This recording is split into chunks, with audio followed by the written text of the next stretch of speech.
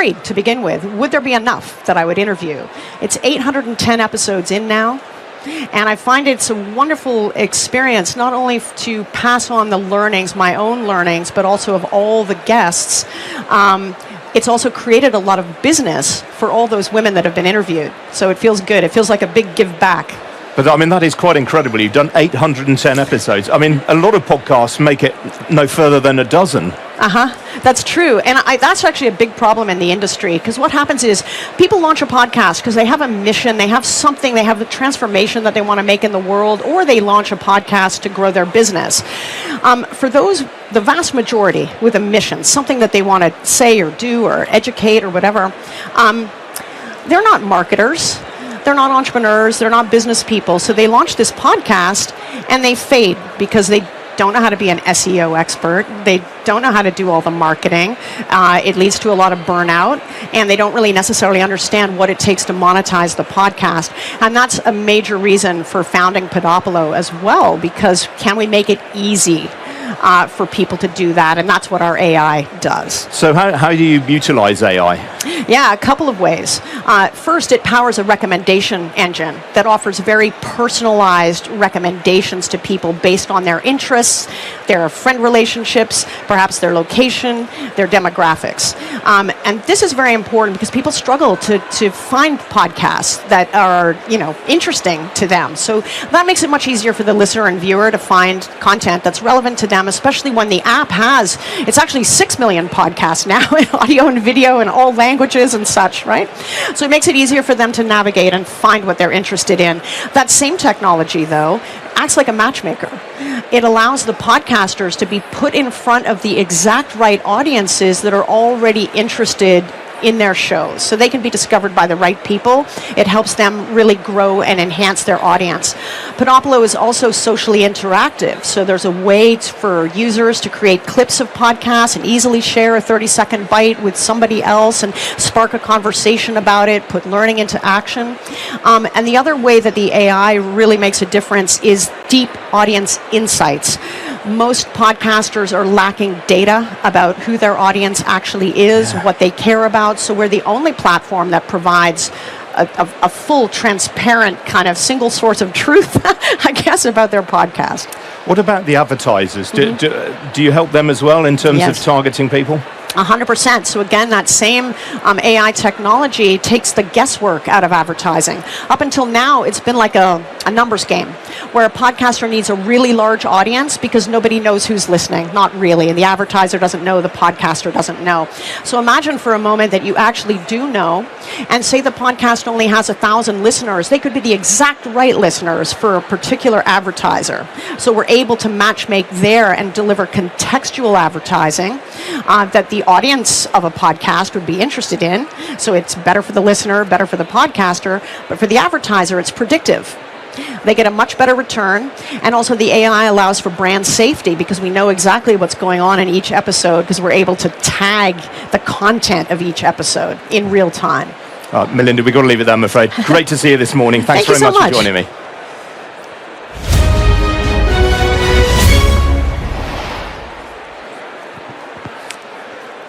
Well, last night's falls on Wall Street amid concerns over the US debt ceiling were followed by declines overnight for equities in the Asia-Pacific region.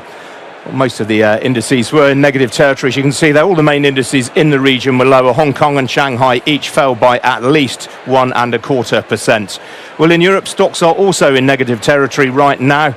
Talking points in continental Europe today, there aren't that many of them, to be honest. There you go, that's the indices, all of them down by 1% or more, actually. Embracer, which is a games developer in Sweden, the share's down some 37% in Stockholm right now. That is on news that a major strategic partnership it's been promising will not now be taking place. Well, here in London, the FTSE 100 is also in negative territory now, currently off by just over 1.5% in a broad-based sell-off led by the house builders. Taylor Wimpey and Persimmon are among the leading blue-chip fallers right now. Taylor Wimpey, as you can see there, off by some 5.25%, and that's all on the back of the inflation numbers today. Markets starting to worry again about possible interest rate rises, so that is why the builders are down. There are only a couple of gainers to mention in the FTSE. I mentioned one of them earlier on, SSE, the energy generator, up nearly 1%. Well, at the bottom of the screen there you can see Intertek. That's the Quality Testing and Assurance Group. The shares are up nearly 3% there right now on a trading update. Outside the FTSE 100, London Metric Property is down by some 6.3%. That is on the back of agreeing to buy a small arrival for £198.6 million. M&S, one of the few rays of sunshine in the mid-cap index today. Look at that. The share's now some 13% higher on the session. On the foreign exchange markets, well, the big talking point today has actually been the New Zealand dollar, which fell back overnight after the country's central bank caught markets on the hop by suggesting it's done with raising interest rates for now. The pound is virtually unchanged, as you can see there, against both the dollar. It's about a tenth of 1% lower right now against the euro. Single currency unchanged, meanwhile, more or less against the dollar. As for the oil price, well, that rallied overnight as comments from Saudi Arabia's energy minister were interpreted as pointing to further output cuts. A barrel of Brent crude will currently set you back $78.15 a barrel. That is up nearly 1.75% on the session. But joining me this morning is Rachel Winter. She's a partner at Killick & Co. Rachel, good to see you. We really got to start with Marks & Spencer, haven't we? I mean, shot the lights out.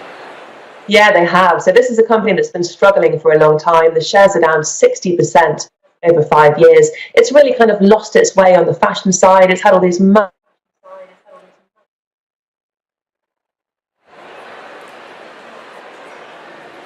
Rachel, can you hear me? Yes, can you hear me in? Oh, there we go. The perils of outside broadcasting. Sorry, Rachel, you were telling me all about Marks & Spencer. I was, yes. So they've been really struggling for many years. The shares are down 60% over 5 years, and people have really been waiting for some sort of turnaround. And looking at the share price this morning, some investors clearly think that that turnaround is happening. I think what investors are most excited about is the dividend, which is being reinstated. The company suspended the dividend at the start of the pandemic. Investors were very disappointed because UK investors really love a dividend.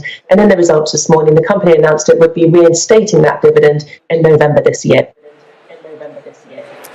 It's quite a busy day for company updates today, Rachel. Another highlight was SSE, one of the few gainers on the FTSE this morning. Yeah, so I think a lot of people think SSE is an electricity supplier. It doesn't actually do that anymore. It's really changed its business around, and now it's really focused on generating renewable power. And it's actually in the process of building the world's biggest offshore wind farm. It's really benefited over the last year from higher power prices. So for that reason, its profits were 89% higher. So really, really, really good results here. It has announced it will be raising its guidance for the next year. And because of its focus on renewable power, it does expect its profits from the renewable division to be up by 20% per year over the next 5 years. So I think this is really one of the most exciting companies in the FTSE 100 at the moment. And Rachel, what did you make of Severn Trent? I mean, obviously this company's walking a bit of a tightrope because obviously they've got to generate a return for their shareholders, but the whole industry's in the spotlight right now over sewage spills, so they can't really be seen to be making too much money, if you like. Exactly. So there's been a huge amount of negative press about the water industry recently for all these sewage spills. And it was interesting when I looked at their update this morning. Normally for any company update, you would start with the financials. But for Severn Trent this morning, the opening lines were all about the environmental credentials. So they really are focusing on this very heavily.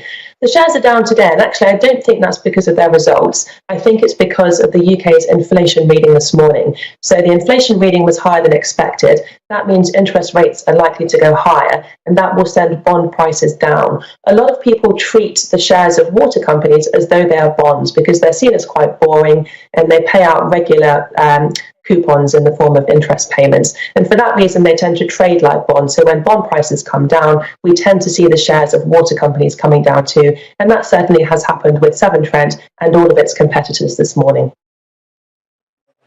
And Rachel, a quick word on Kingfisher. Obviously, it was a very, very rainy March, but they still have some bits of the business that are doing extremely well, like Screwfix, for example. Yes, it's been a difficult time, I think, for this company because they did so well in lockdown because people were going crazy for DIY and things have naturally slowed down a bit. The housing market has slowed down, which is bad news for them. But as you say, there certainly are some bright points. In particular, people are spending more on making their houses more sustainable. So there has been an increase in the sales of things like loft insulation. And also they are doing well online. So before the pandemic, about 7% of their sales took place online. And that's now up to about 17%. So there certainly are some bright points in this update today. All right, Rachel, got to leave it there. Pity you weren't able to come and join me in North London here today. See you soon, I hope. Yes, exactly. Well, have a good day. Still to come here from the podcast show. Before we get on to that, bit of breaking news for you. I've just been told that Rishi Sunak, the Prime Minister, has written to Suella Braverman, the Home Secretary, to say that her conduct over the recent speeding fine that she incurred has not been a breach of the ministerial code. We will have more on that story throughout the morning here on Sky News as we get it. But still to come here from the podcast show, I'm going to be joined by a celebrity here. We're going to have a listening party with Tim Burgess from The Charlatans coming up next.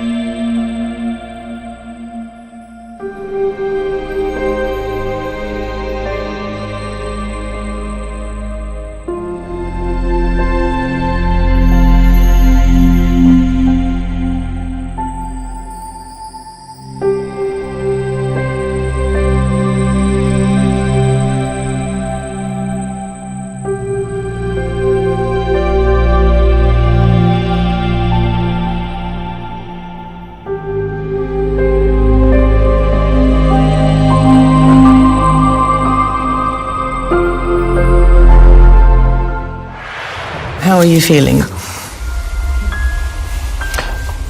Strong. One almighty crush. It was like night fell. Can you hear that, Mark? The game is up. He's going to have to stand down. Her Majesty Queen Elizabeth II has died. Against the dollar ever. I am resigning. Hopes of reaching Britain dashed, at least for today.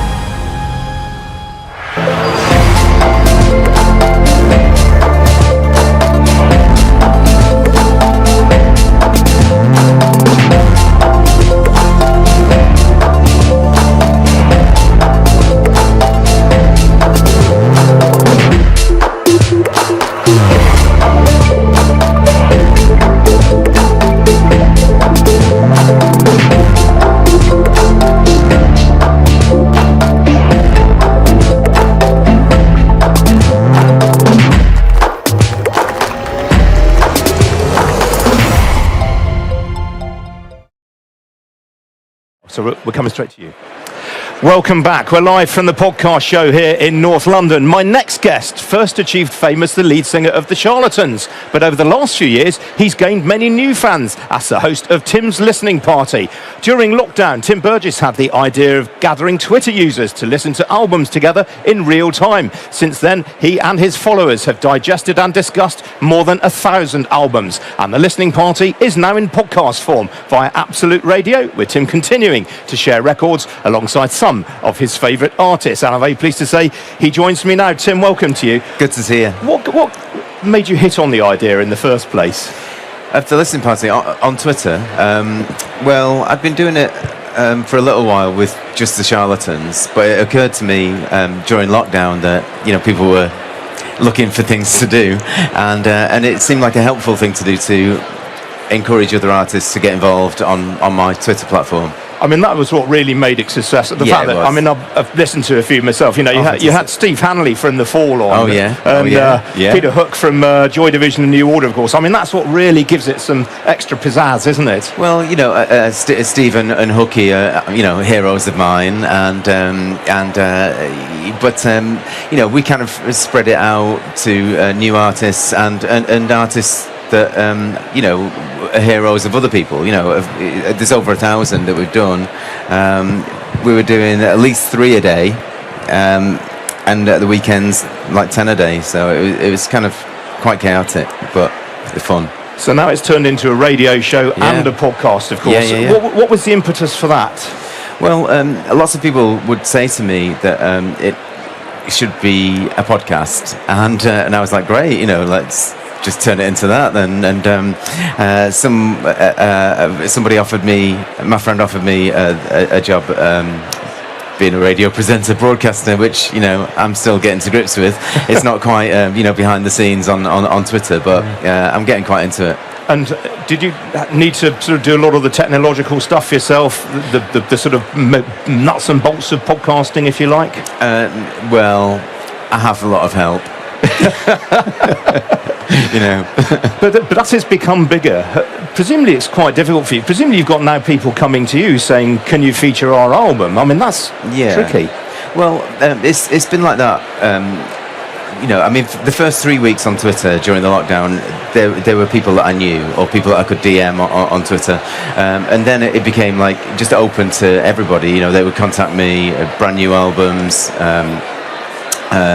You know, and people that I really wanted to meet and never thought I'd have the chance to. And with the radio show, so far we've had U2, Fall Out Boy, we've had the Bangles, Texas, and you know, we've got Sparks coming up and Matt Johnson from The. So just really, you know, just really wonderful, engaging artists who want to talk about music, which is what the show's about. How much of this, because you're still recording with the Charlatans, of course, I think you've got a new album coming out fairly soon, haven't you? Well, we don't know about that. We're trying to find out what our sound is actually like in 2013, but I'm heading up to Manchester today to ask everybody else what they think. But is this then a distraction from the job of making records? Well, to me, SendWave is a money transfer app that is used by people all over the world to send money to their loved ones in Africa. With SendWave, you can send money to Ghana, Nigeria, Kenya, Uganda, and Tanzania. And the best part is, SendWave is absolutely commission-free. Our exchange rates are excellent. You can see for yourself by checking them out on our website. So how do you use SendWave? SendWave is an app that you can download onto your phone from the App Store or Google Play Store. The app is free to download. After downloading it, just open the app and enter your name, email, and phone number. That's it. You're good to go. Make sure you use the promo code SR. S for Starr, R for Radio. This promo code will give you £5 free credit to send to Africa on your first transaction. Your money will be delivered to your recipient within seconds. Feel free to call me on 0749 7377 647 at any time. I'll be happy to tell you all about SendWave and help you in any way I can. Remember to use the promo code SR for £5 free credit. Medasse. Hi everyone, it's your girl BB Clement, the author of How to Go From Employee to Entrepreneur and the host of your weekly business show, BB Means Business, the show where we discuss everything you ever wanted to know about business but you were afraid to ask. How do I start my business? How do I raise the finance? How do I grow my business? Where am I going to find my customers? Join me every Tuesday at 1:30 p.m. on Starr Radio UK to get all the information and tips that you need to become a successful entrepreneur and become financially free. Remember, don't let life dictate to you. Rather, put your signature on life.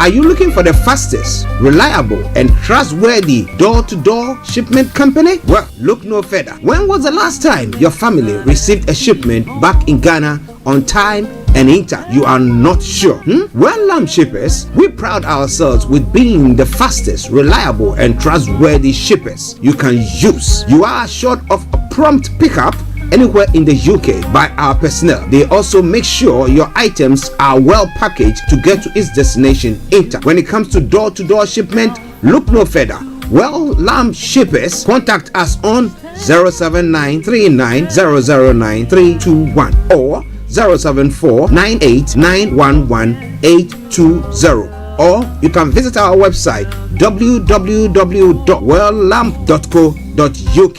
You can also drop us a mail, info@welllamp@gmail.com. Well Lamp Shippers, fast, reliable, and trustworthy.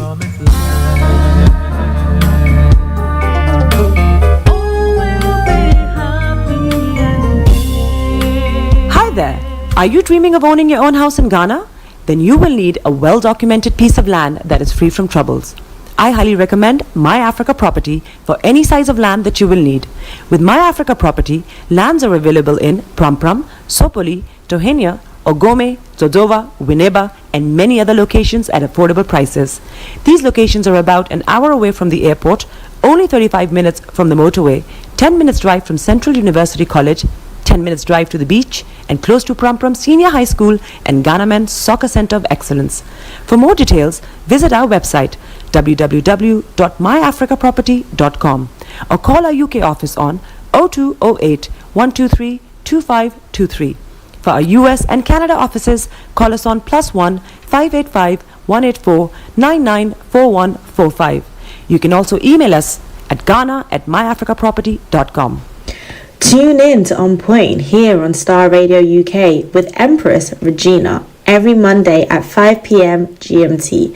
Looking forward to your company.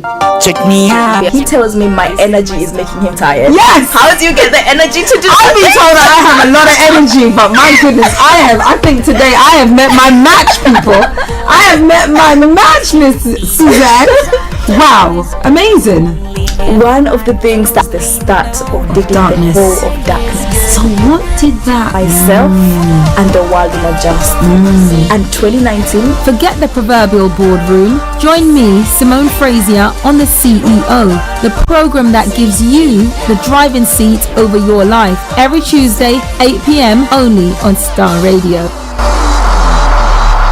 Getting onto the property ladder has never been easy until now. Join us this and every Thursday from 7 p.m. to 8:30 p.m. live on the Property Hour show on Starr Radio UK, where we talk to mortgage brokers, property developers, estate agents, landlord, tenant, property consultants on how to invest or get into the property business and make money. You can't afford to miss this. The Property Hour show is your best source into the property industry. Hi guys, this is your friend Uruj from SendWave. SendWave is a money transfer app that is used by people all over the world to send money to their loved ones in Africa. With SendWave, you can send money to Ghana, Nigeria, Kenya, Uganda, and Tanzania. And the best part is, SendWave is absolutely commission-free. Our exchange rates are excellent. You can see for yourself by checking them out on our website. So how do you use SendWave? SendWave is an app that you can download onto your phone from the App Store or Google Play Store. The app is free to download. After downloading it, just open the app and enter your name, email, and phone number. That's it. You're good to go. Make sure you use the promo code SR, S for Star, R for Radio. This promo code will give you £5 free credit to send to Africa on your first transaction. Your money will be delivered to your recipient within seconds.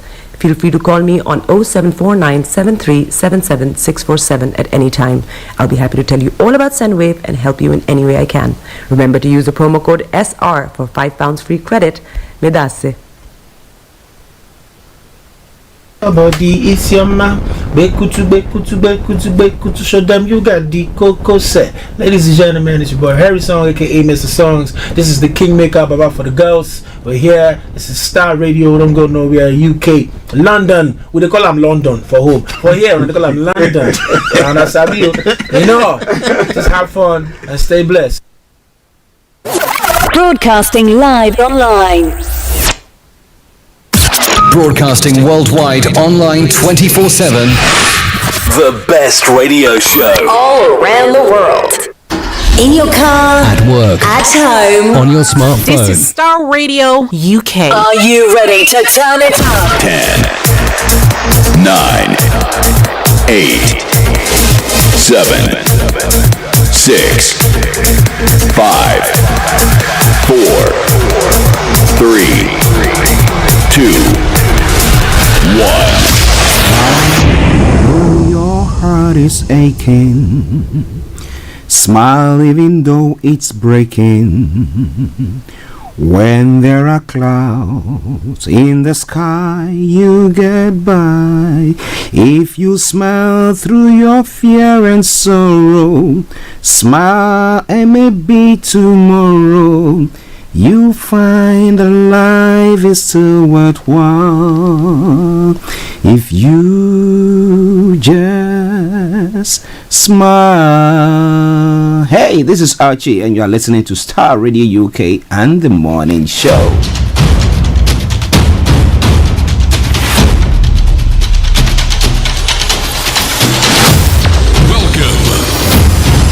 This is Starr Radio. This is UK. Starr Radio UK. This is Starr Radio UK.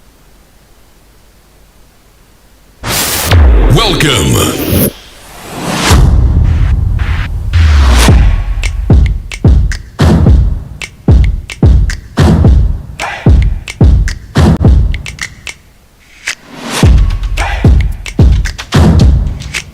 Broadcasting worldwide, online 24/7.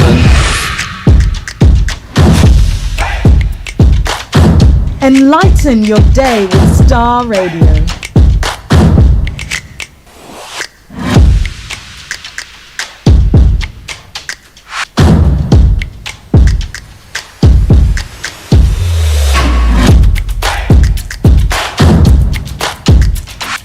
Starr Radio. Radio for the people, by the people.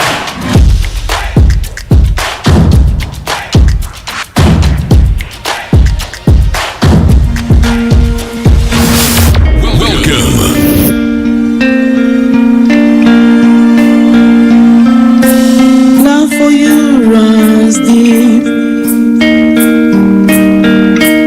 All of you makes my heart beat. You make a doubt they fade. Jesus, and that's what makes you great.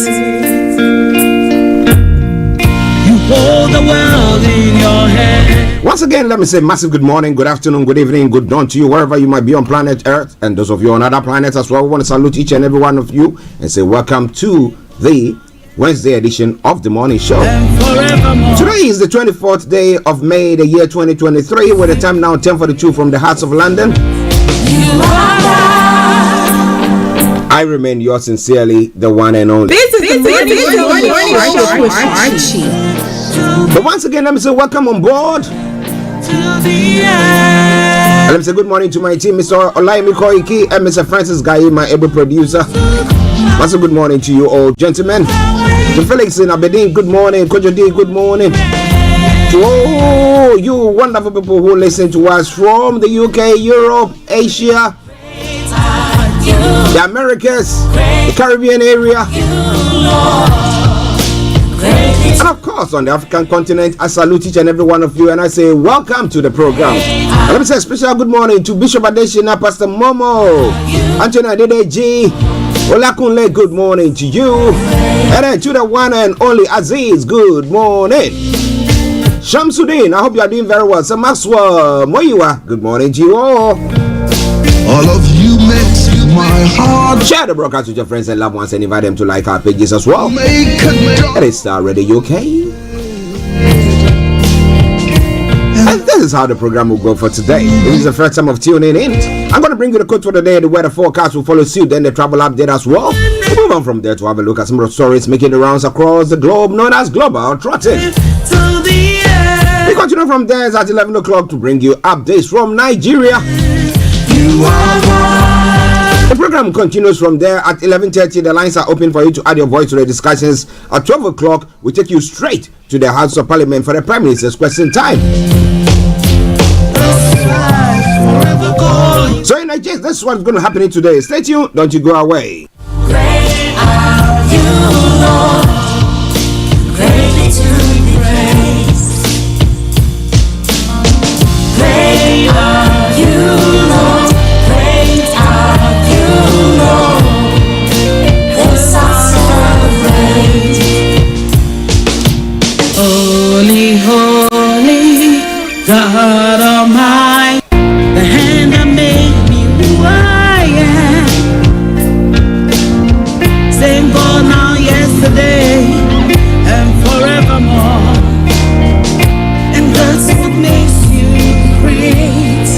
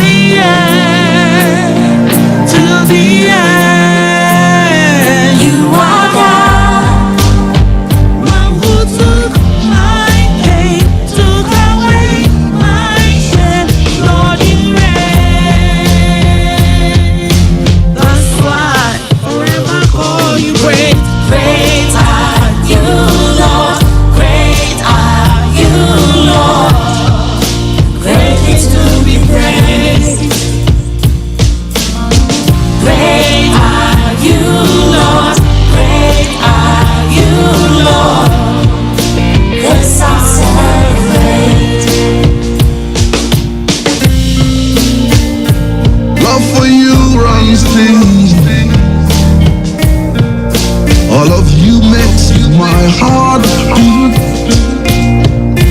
You make a dawn fade, and that's what makes you great. You are God. You will never change. You remain the same till the end. Till the end.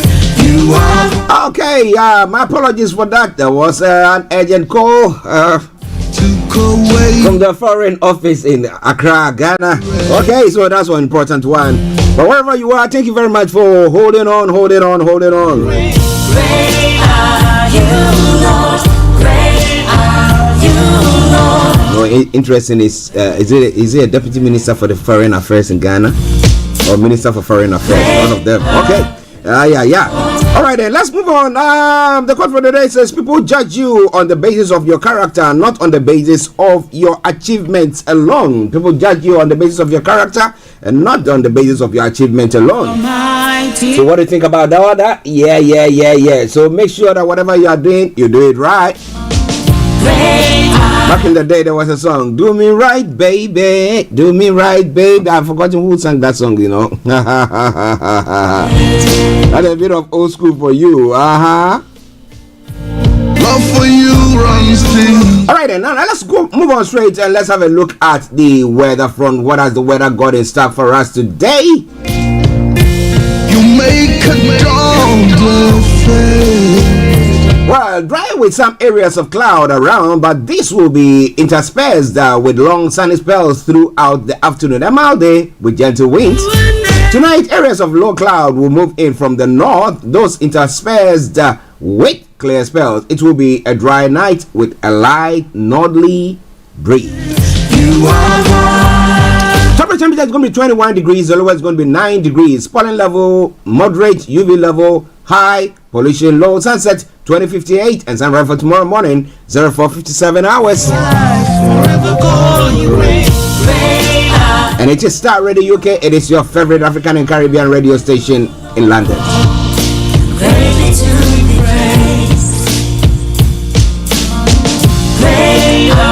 Okay, let's move on straight to the travel update. Stay tuned, don't you go away. Let's move on straight to the travel update wherever you are.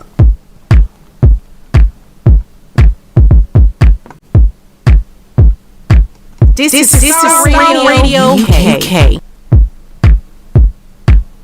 Okay, so keep your eyes on the roads. I will keep you navigated. I promise, I born. What is happening on travel this morning? Especially those of you in London, on the underground, there are severe delays on the Jubilee line due to an earlier signal failure at Kilburn. Tickets are being accepted on London buses, London Overground, and Thameslink and C2C.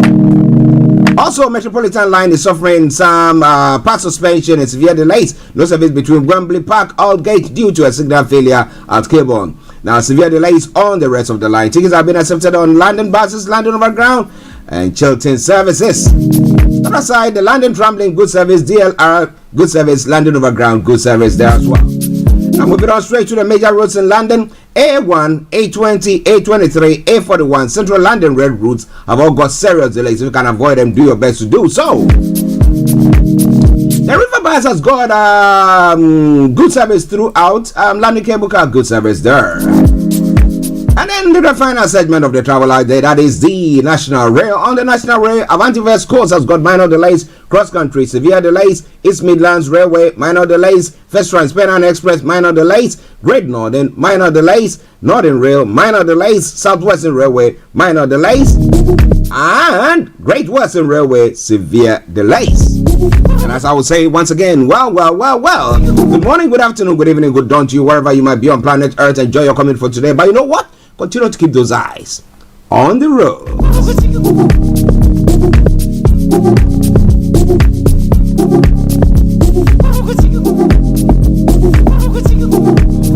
Hi everyone, it's your girl BB Clement, the author of How to Go From Employee to Entrepreneur and the host of your weekly business show, BB Means Business, the show where we discuss everything you ever wanted to know about business but you were afraid to ask.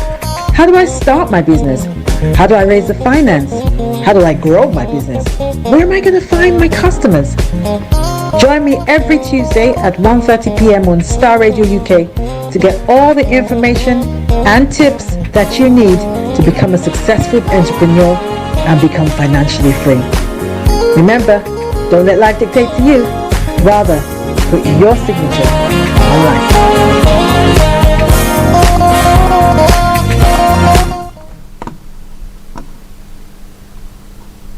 Everywhere you go, Afrobeat reggae dancehall taking over. Everywhere you go, Afrobeat reggae dancehall taking over. Yo, what's up, people? This is a boy Raskin Bobo One. Tune in every day, every night at the Starr Radio UK with the big man them Archie. When I say Orta, you say fire. Okay, welcome back to the program. It is Starr Radio UK. It is your favorite African and Caribbean radio station in London on the Wednesday edition of the morning show. You know, Wednesdays we are pressed with time, so we're going to be pushing it all in as quick as we can. Yeah, we can get the best out of it. What about that? All right then. So Yomi will be joining me at 11 o'clock. But now I've got to take you around the globe, known as Global Trotting. So wherever you are, stay tuned. Don't you think of going away. All right then. So well, today is the 24th. So 5 days on. What's going to happen? Buhari going around still. Cutting swords, inaugurating stuff. Well, but a man who exposed visa methods used by Nigerians to escape poverty to UK authorities has been attacked. Why? The CBN revokes licenses of 139 microfinance banks and others. If you want to be real, you offend people. UK-based Nigerian YouTuber MD Tiamu defends his comments. We'll be telling you more. Okay, and we'll be having Mr. Olayomi Koiki, who will be reporting live from Westminster. Okay, yes, he's going to be reporting live from Westminster this morning. Now, Buhari flags off resumption of Chad Basin oil exploration and the 10th NAS respect APC zoning arrangement legislative aids tell Yari. Now, Abbas not speaker yet. Adamu cautions APC members, and Kaduna Governor-elect Uba Sani announces first appointment, and NLC President I pity Tinubu's administration. Abu remains LP's chair. A new Customs Act will enhance its efficiency, effectiveness. That is what Buhari is saying. A lot more going to be coming your way from there. But as I did say, Yomi is going to be reporting live from Westminster. Okay, so wherever you are, stay tuned. On the African continent, Senegalese prosecutor has called for a 10-year jail term for Osman Sonko. That is not a judge. Well, he's a prosecutor, so that's what he wants. In order to stop him from contesting the elections, right? Okay, a day without press in Guinea as the media snubs the ruling junta. It's one of the stories making the rounds there. And families of detained opposition leaders in Tunisia head to the African court. Will the African court ruling bring about any decision or any changes there? I'm not very sure about that, but I'm going to tell you more about that in a moment. So wherever you are, my apologies, stay tuned and I'll be telling you more about that.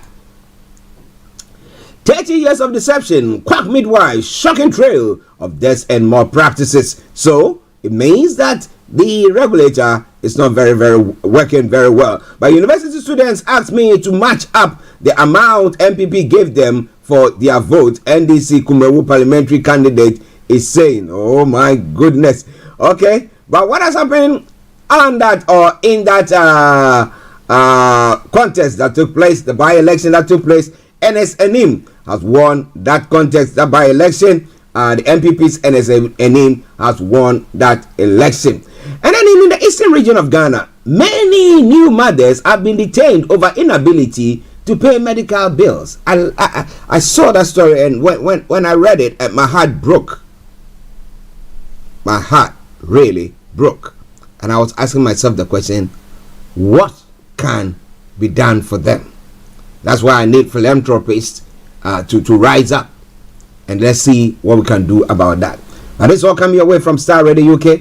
It is your favorite African and Caribbean radio station in London, bringing the time now to 4 minutes to the top of the hour. Stay tuned, don't you go away whilst we continue to bring you more of the stories making the rounds in other parts of the world.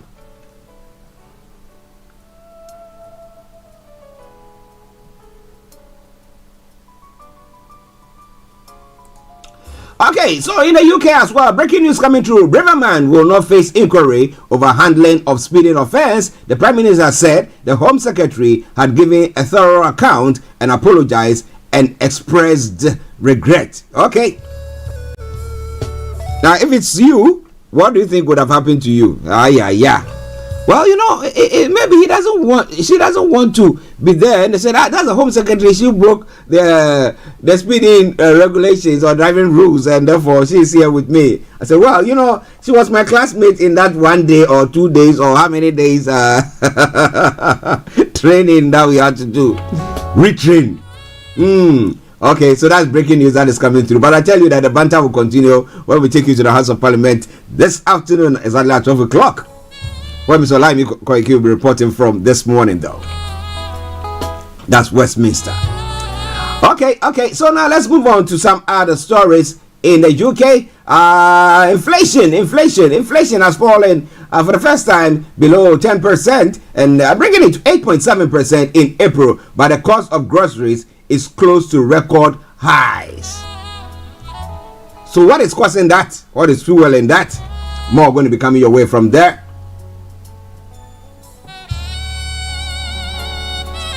And Boris Johnson, the former Prime Minister, has been referred to police over new COVID rule claims. Interestingly, I'm tired of this COVID rules breaking and people who are saying, you know what, I wanted to be at my mom's funeral and I couldn't be there, or I couldn't sit by. And then I agree. But the issue is, at the time, they didn't know what was going on. Now, if they were doing all those things and they happened to have caught the COVID and they died, well, that would have been their own mistakes, or that would have been their own doing. They called for the dead to come to themselves. But if because we didn't know what was happening, and actually when people gathered together, there was infection that was, going higher and higher and higher. So somehow they managed to control whatever was going on. I don't know, but some people are of the view that, well, because I couldn't have the chance to go and sit by my this, I needed to do that. But well, I think it's something, water that is going under the bridge. We need to leave it and just move on. We didn't know then, now we know. What about that? The U.S. is distancing itself from Russia incursion claim. Washington says it does not encourage strikes in Russia after a border attack. And climate activists targeted in raids across Germany. German police launched raids in 7 states against a group involved in controversial stunts.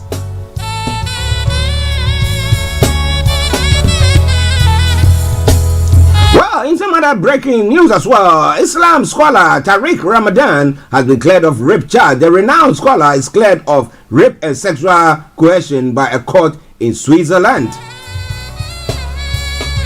And Trump's rival is to launch his 2024 candidacy on Twitter. Florida Governor Ron DeSantis is to sit down for a live discussion on Elon Musk's platform.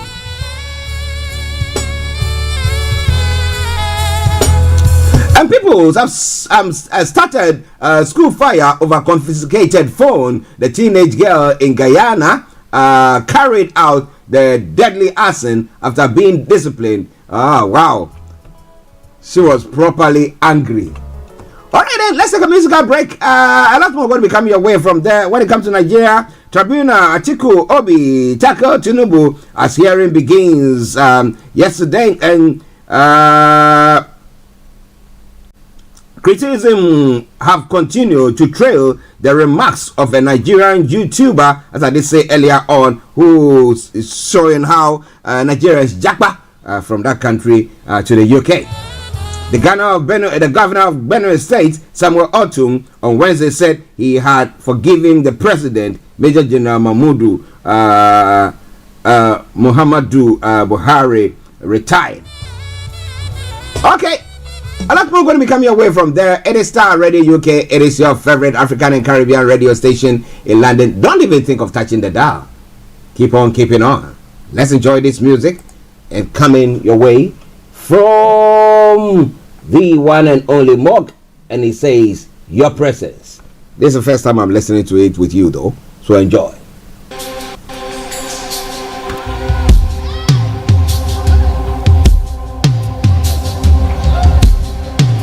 Sandra Katoba.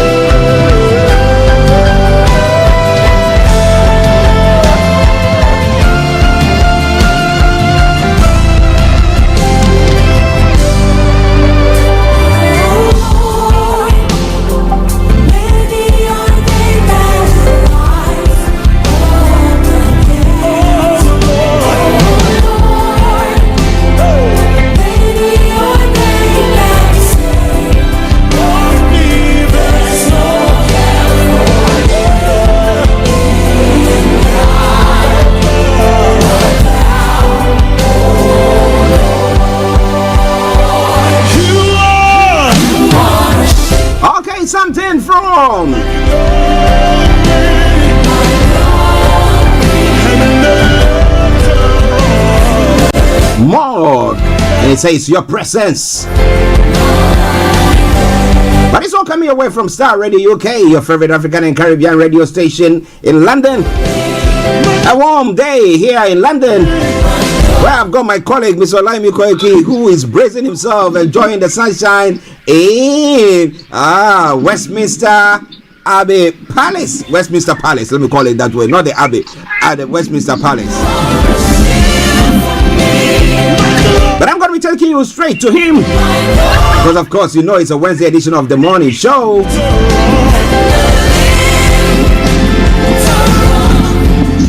Okay, don't you worry. The program, we're going to bring you lots of music during the latter part of it, but don't you worry at all. But now, let me say good morning to you, Yomi. Well, a very beautiful good morning to you back in the studio, Mr. Archie. Good morning to you, Frank. Good morning to all our listeners and viewers from around the world. And as usual, it is a Wednesday, so we are very, very pressed with time. But later on, at about 1800 hours on Niger Voices in the studio, we'll be discussing President Muhammadu Buhari, his 8 years tenure. But for now, as you can see, I was done right on time, when the Big Ben was saying, at 11 o'clock. It is a little bit noisy. We've moved a little bit away from there. But let us remind our listeners that there will be so many other noises that will be moving around. As you can tell right there, the emergency services, we're not too sure. There's another one there, right there. So there will be all kind of other noises that will be coming through, but we will try as much as possible to get the message on. But for now, it is Starr Radio UK. It is the finest African and Caribbean radio station in London. And I'm going to come back again to you right now, Mr. Archie, in the studio. I will try and turn my camera around so that we can get a little bit of the view, to see what is happening. But for now, this is your finest African and Caribbean radio station in London. And let's now focus more on where Rishi Sunak will be having that discussion. I was listening to you before coming on air while you were actually saying that it seems that the Home Secretary do not want to sit down with some people that probably have 3-point license, and maybe that could end up on the social media. Sitting with the UK Home Secretary would have been a lively one, but she has decided that I will take the 3-point, and that discussion and the banter is different from Africa, where things are completely different.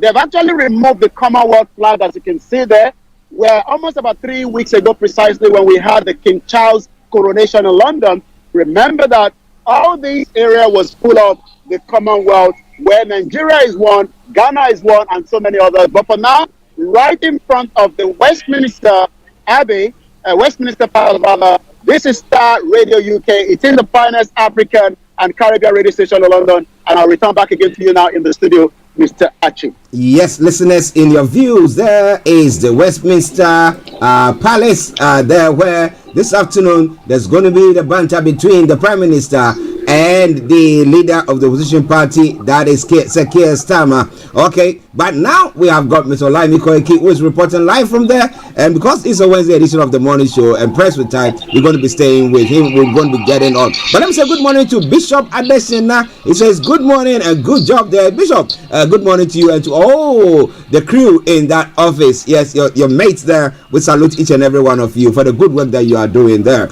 Okay, let's go to Yomi once again.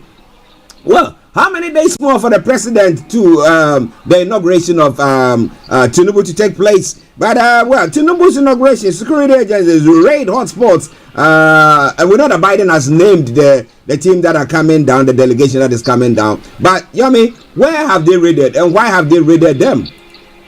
Well, as you can imagine, when there is going to be a magnificent event like the transition of government, we see this every 4 years in Nigeria. I'm not too sure what it is in other countries as well. But when it comes to, the transition, that means that, we're expecting as many dignitaries that will be flying into the country. You did ask, when is it going to happen? May 29 is when we expect the changeover of government. That will literally mean that the government is still the same, because it's still the same APC that will continue the government, as against what happened during the 2015 when, APC was moving into, the government and the PDP was stepping back. But one thing is that security is very, very important. Security is paramount, especially when you're expecting as many dignitaries that will be traveling into the country. So it seems already, the security in Nigeria has now been beefed up a little bit, because of the delegate that will be arriving.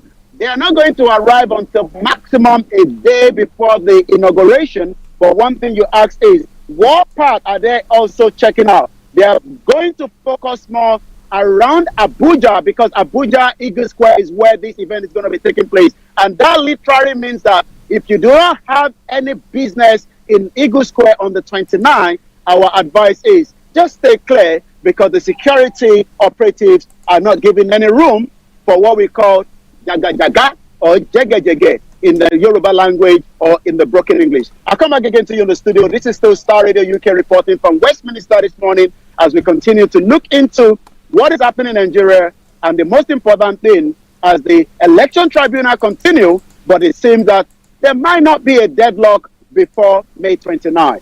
Well, listeners, still in your shorts, Mr. Olayomi Koiki, there for you. Don't you worry, I'm here, and we are bringing you everything that you need to know. And those of you who have not been to London, or those of you who still live in in the UK, have not. There are some people who have not been to London, or to Westminster Palace area. Those are the scenes there. Okay, yeah, he'll be telling you more about that. Big Ben is around the corner there. That's it. You can see Big Ben there, and there are some people enjoying themselves in the park. Some flags flying from some of the countries that were represented during the King's coronation.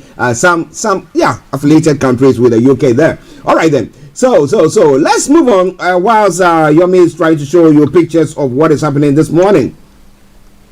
Well, moving on straight to some of the other stories. The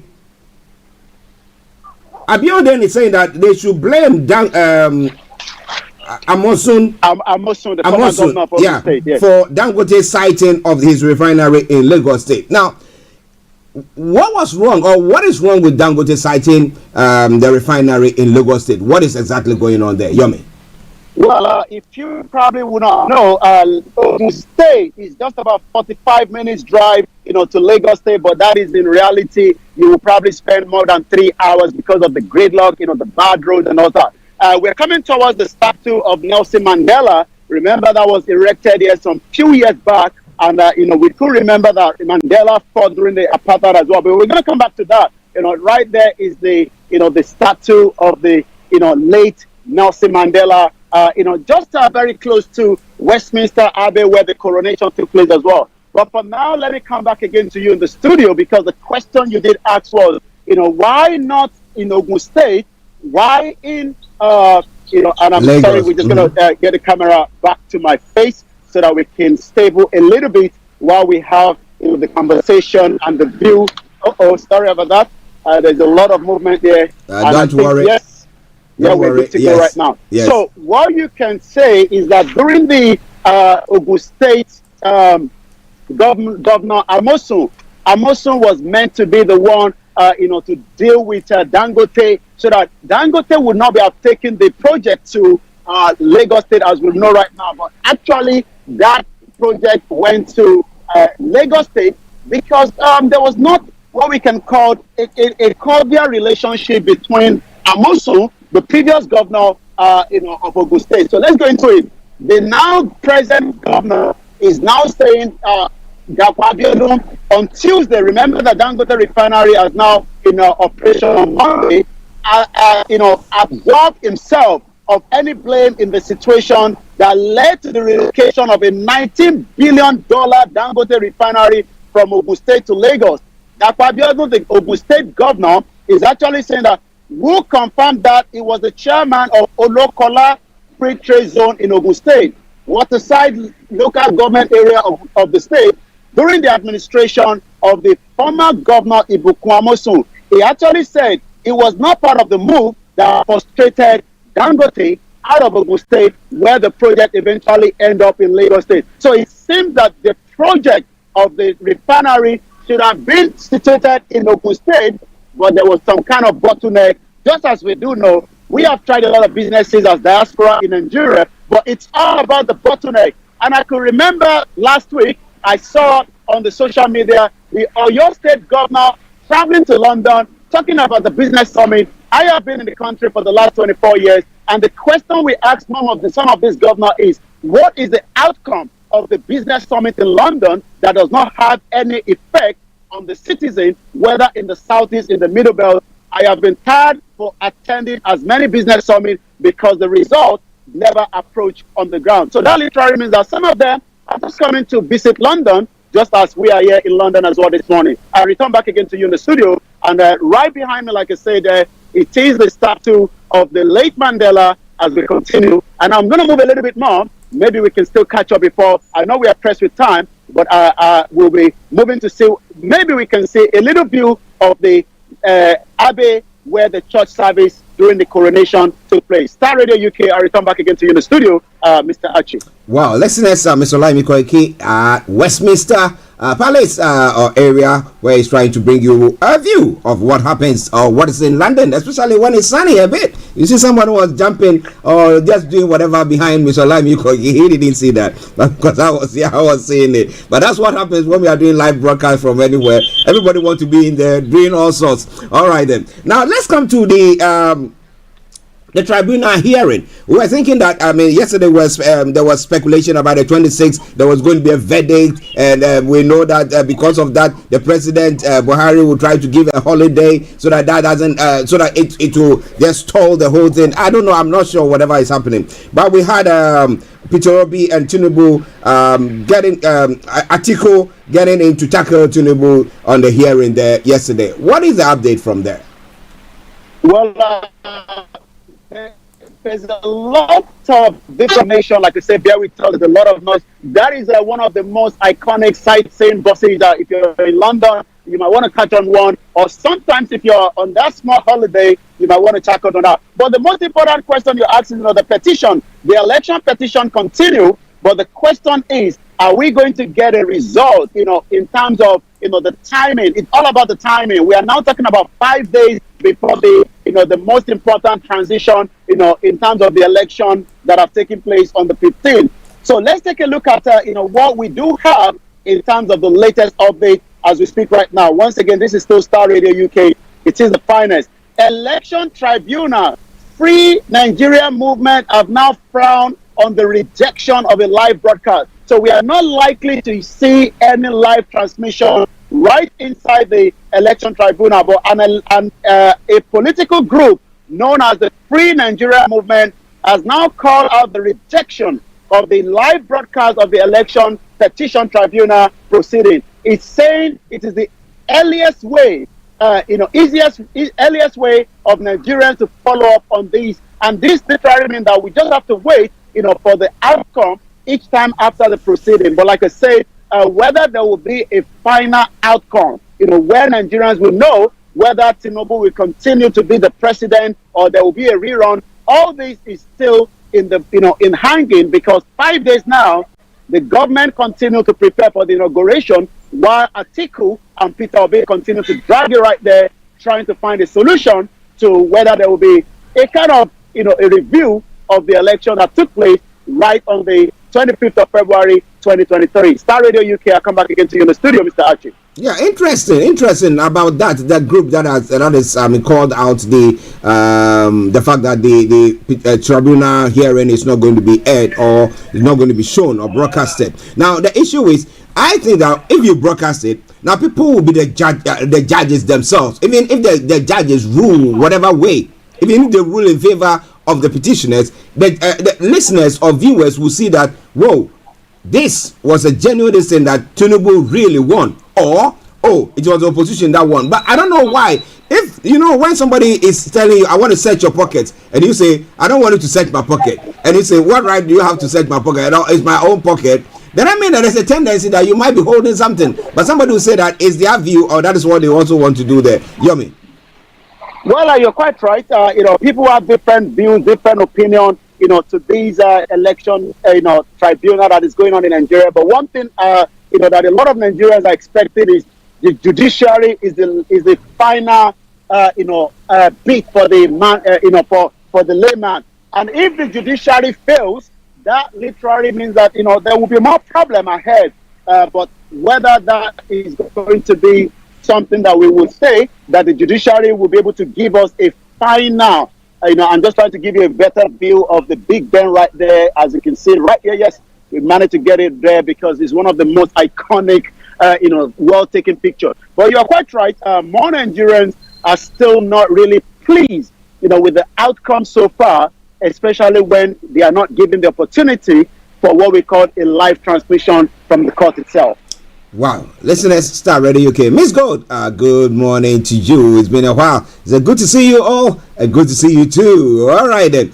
Okay, now let's go to Yomi for the rest of the stories. It's 19 minutes past the top of the hour, so let's go to Yomi for the rest of what he has for us. Well, there will be more time later on, during the Niger Voices, when we're going to be coming back, for the full discussion. We did promise our listeners the phone line will be open. We'll be monitoring the Twitter space. We'll be monitoring all the social media. Your contribution will be very, very important. But it seems that the governor of Benue State, are finally forgiving President Muhammadu Buhari. I'm not too sure why, but it seems that they say forgiveness is the only way that makes your heart to be a clean man. So Benue State governor has been speaking for the 8 years of President Muhammadu Buhari for his negligence for allowing the Fulani terrorists to continue to create mayhem to his citizens. But he has completed his tenure. He wanted to become the senator as well, but he did not catch up to that seat. So that is going on there. There is a YouTuber that is now becoming more popular, maybe for the good reason or for the bad reason as well. But his name is Tiamiu.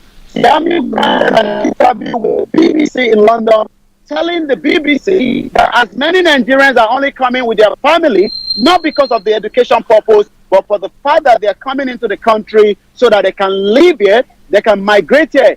And a lot of Nigerians have reacted to say that you actually find yourself in the UK with the same dependent as well. And this is the headline.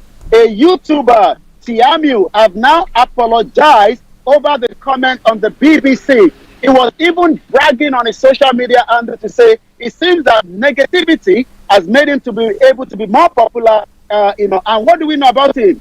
This is a Nigerian YouTuber known as Emede Tiamiu, has now apologized over his comment about Nigerian students that are studying in the UK.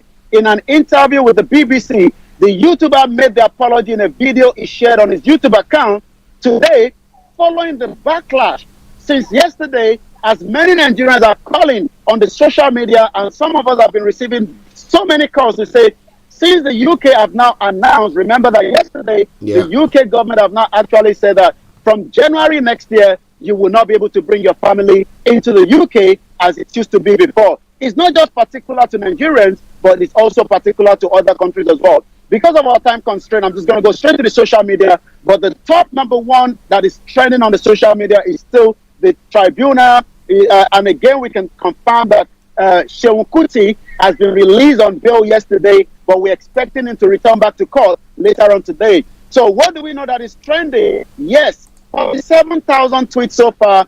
Tiamiu is trending. And like I say, there's a lot of backlash. But it seems the young man have now looked into it and have come out to apologize. And Nigerians going to accept his apology. That is one thing we have to know. Some are even calling him Omoale, which again means that he's somebody that was giving birth to his mother, but not to the real father. He's now talk about the Supreme Court as well. The Supreme Court is also, trending. Tinubu is trending. But we will leave it there. But later on, at about 1,800 hours on the Naija Voices, we'll be having as many times to review as the election has now completed. But the most important thing is the Buhari government, 8 years. What is your own take on that? Economy, security, and making sure that the inflation has now been much affected. So we're going to leave it there. Like I said, in the next few minutes or so, Rishi Sunak will be leaving his office, making his way to that building at number 10, where it's just about less than 5 minutes, and you don't see the kind of vehicle where yesterday I was counting some vehicles I was traveling with the president. There were more than 70, and you ask yourself, what is the essence of all this wastage? But it is Africa, and that is the way we believe that things operate, as against here in UK, where so many British citizen taxpayers would not expect Rishi Sunak to be traveling with more than 2 cars, because that is saving the cost. And likewise, as we saw at the Shell annual general meeting, where those that are still campaigning for the negligence of some of these big corporations. Remember that Shell has been operating in Nigeria for a very long time, until also late Sani Abacha decided to kill the environmental activist, and likewise a book publisher as well, known as the name stuck up now. He was actually hanged in 1994. But one thing is, as we continue to say, wastage in government is something that Nigerian politicians, ever since we returned back to democracy in 1999, we thought the military were so abusive on terms of the wastage, but it seems the politicians in Agbada are more wasteful when it comes to governance in Nigeria. I'm going to return back again to you in the studio for later on at about 1,800 hours. There will be more discussion, more conversation surrounding the Nigeria project.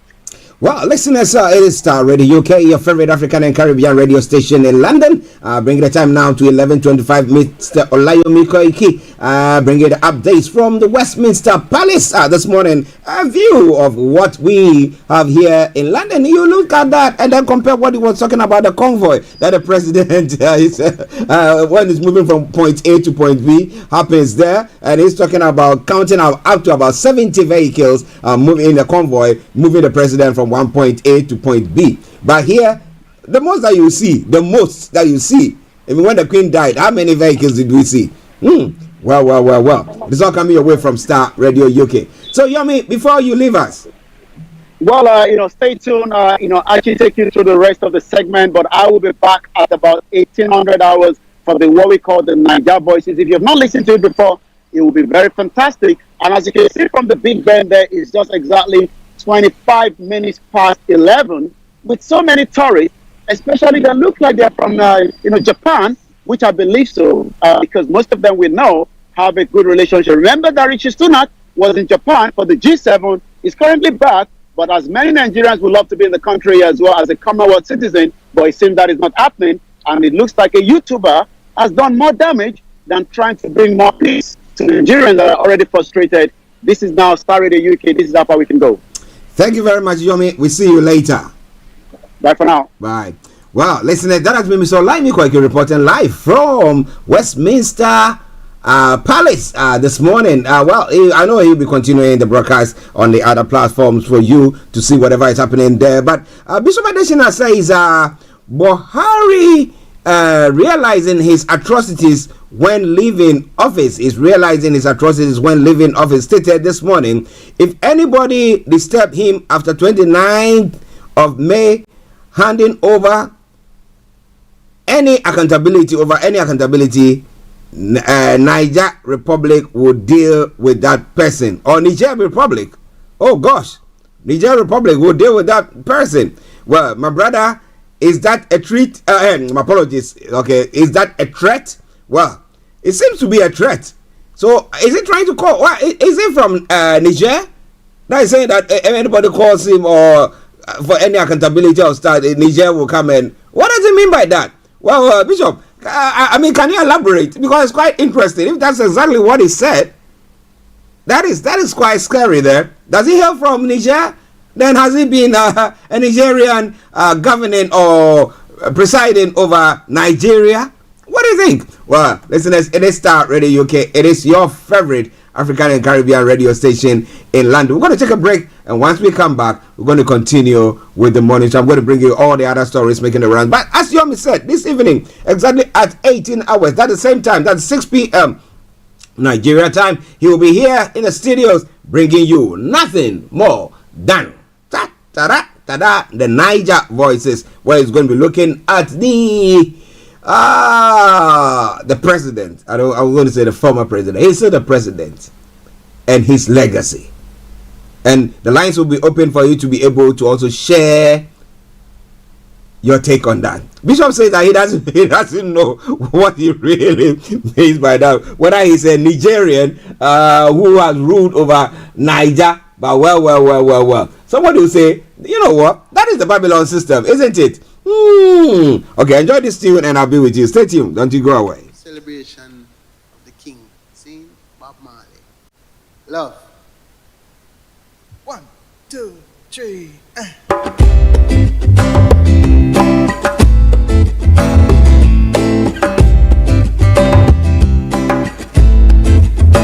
This is Starr Radio UK.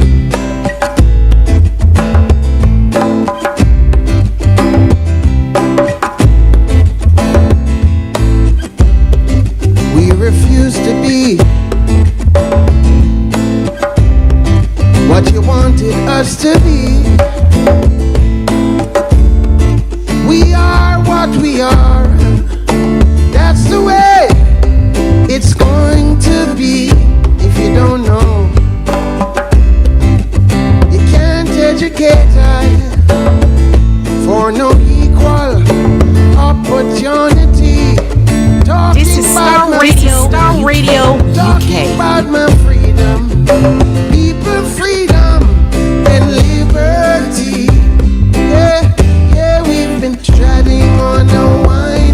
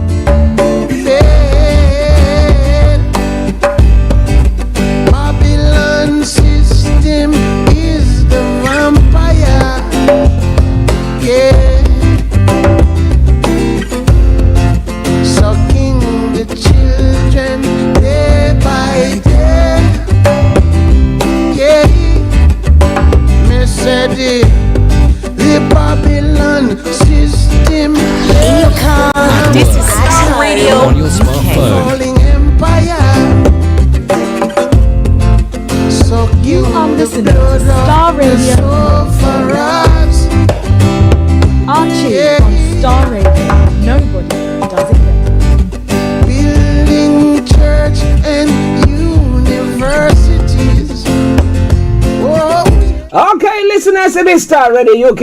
It is your favorite African and Caribbean radio station in London. We gotta leave the music and we gotta get on with it because we are pressed with time already. On Wednesdays when we come in default position, we are always Okay. But Bishop Azeshina is asking, is that a threat? Is that a threat? Is that a threat? What do you think? All right then. The statement that Buhari has made. But let's move on to some other stories making the rounds because we are pressed with time. I tell you exactly. The lines are open. You want to join in the discussions? Feel free to do so. Babalola Daniel says, good morning, Koiki. Good morning to you, Babalola. Lola, I hope you are doing very, very well. Thank you very much for joining us as well. Share the broadcast with your friends and loved ones. Now, let's move on straight. Now, when it comes to some of the stories making the rounds across the globe, Senegalese prosecutors are called for a 10-year jail term for Osman Sonko, highly popular among young people. Sonko has branded the trial a political plot aimed at scuttling his bid for the 2024 elections. Now, highly popular among the trial was adjourned early on Wednesday with a decision expected to be handed down on June 1, according to the president of the criminal court, after the latest hearing lasted into the early hours of Wednesday. The trial resumed on Tuesday after the court rejected pleas by Sonko and his co-accused for an adjournment after he failed for a second time running to attend the legal showdown. Sonko has been charged with rape and making death threats against an employee of a beauty salon in Dakar. Sonko, 48, has said he went to the salon for a massage for chronic back pain and denies any assault. Now, complainant Ajir Sarr maintained her accusation in Tuesday's hearing, saying she had been abused 5 times by Sonko. She also said she had received death threats. Now, Sonko's trial opened on May 16, but was immediately adjourned until May 23 after he failed to attend. Now, saying he feared for his safety, Sonko has said he will not appear in court without state guarantees for his personal safety. Now, Sonko is believed to be in the southern city of Ziguinchor, several hundred kilometers from Dakar, where he is mayor. Now, if convicted, Sonko risks being ineligible to run. Sonko, president of the Pastef Patriots Party, came in third in the 2019 elections against incumbent Macky Sall. Now, Senegal is traditionally a beacon of stability in troubled West Africa, but in recent years has been buffeted by turbulence that has at times turned deadly. When Sonko was arrested in 2021, several days of protests left at least 12 people dead. 3 other people died during clashes between Sonko supporters and police ahead of the start of the proceedings on May 16. The political tensions have also been stoked by Sall's refusal to rule out running for a third term as president, a move his opponents say will be unconstitutional. Sall was elected in 2012 when the presidential term was 7 years, when re-elected in 2019. When the mandate was reduced to 5 years. And he said that, well, now that you've changed the terms, now I can go for another term because the first one has been quashed. Or we can group the first one into one and then allow me to go. But well, that is African leaders for you. But it's all coming away from Starr Radio UK. It is your favorite African and Caribbean radio station in London. A couple of other stories from the African front, and then we can move on as quick as possible.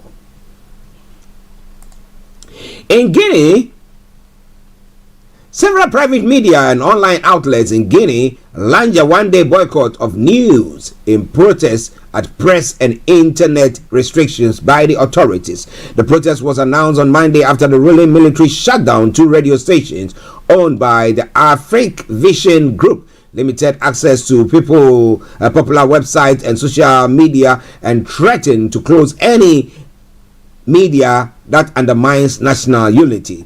Now, from 5 a.m. until now, when we're broadcasting, there is no radio being broadcast, at least in FM band, and therefore the TV is 100% down, except RTG, that's Radio Television Guinean National Television broadcaster, and also TV is the program. The program are down. It is just music so far as it's satisfying, said Kemo, Mansari, president of the ATPAG, that Association of Professional Media and Audiovisual Technicians of Guinea. All right then, so we see what happens on that front, from the Guinean front as well.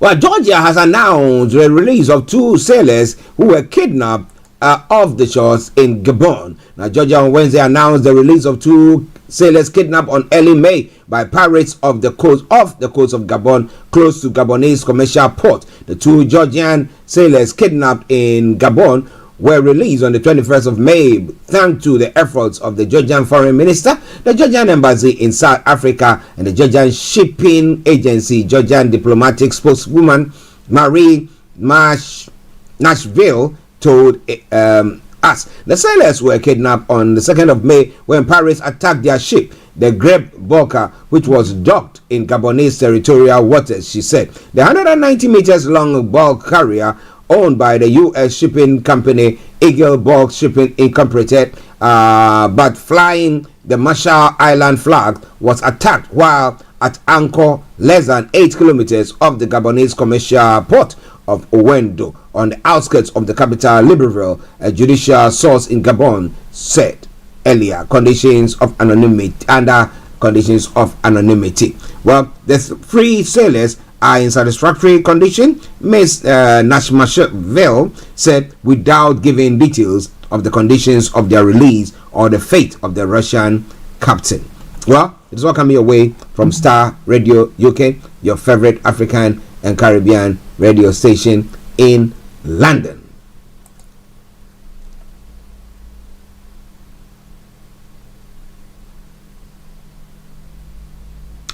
Okay, let's move on straight to Ghana because we are pressed with time. And let me quickly just touch on the by-election that took place. Okay.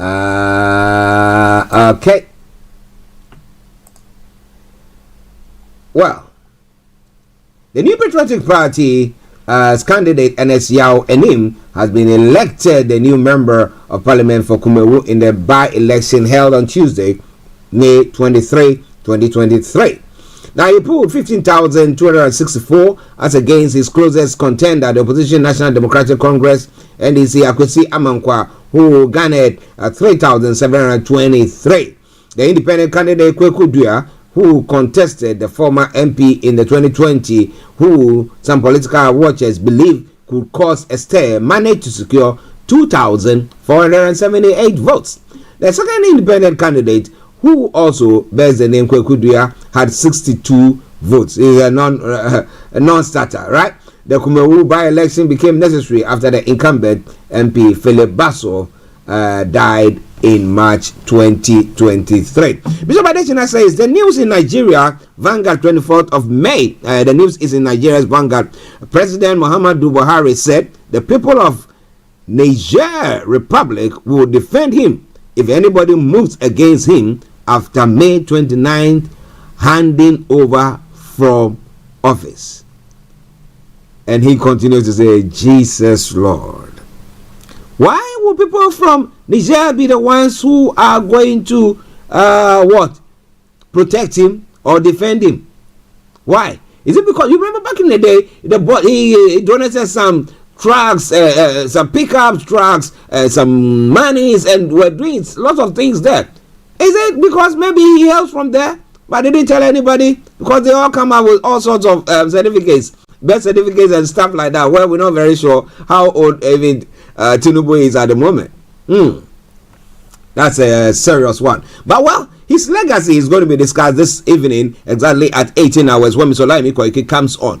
If you don't have any skeletons in your cupboard, why are you scared? Why are you saying that? You know what? Somebody, at least if he had said maybe God or maybe Allah will defend him, then we would say that, well, he's saying that he's done his best. He knows exactly what he did, and it's only God who knows exactly what he has done, and therefore will defend him. But he's saying that Niger Republic, who have got nothing to do with Nigeria, is not part of the federal, the Federation of Nigeria, is going to be the ones defending them. Why? I see a mass weapons there.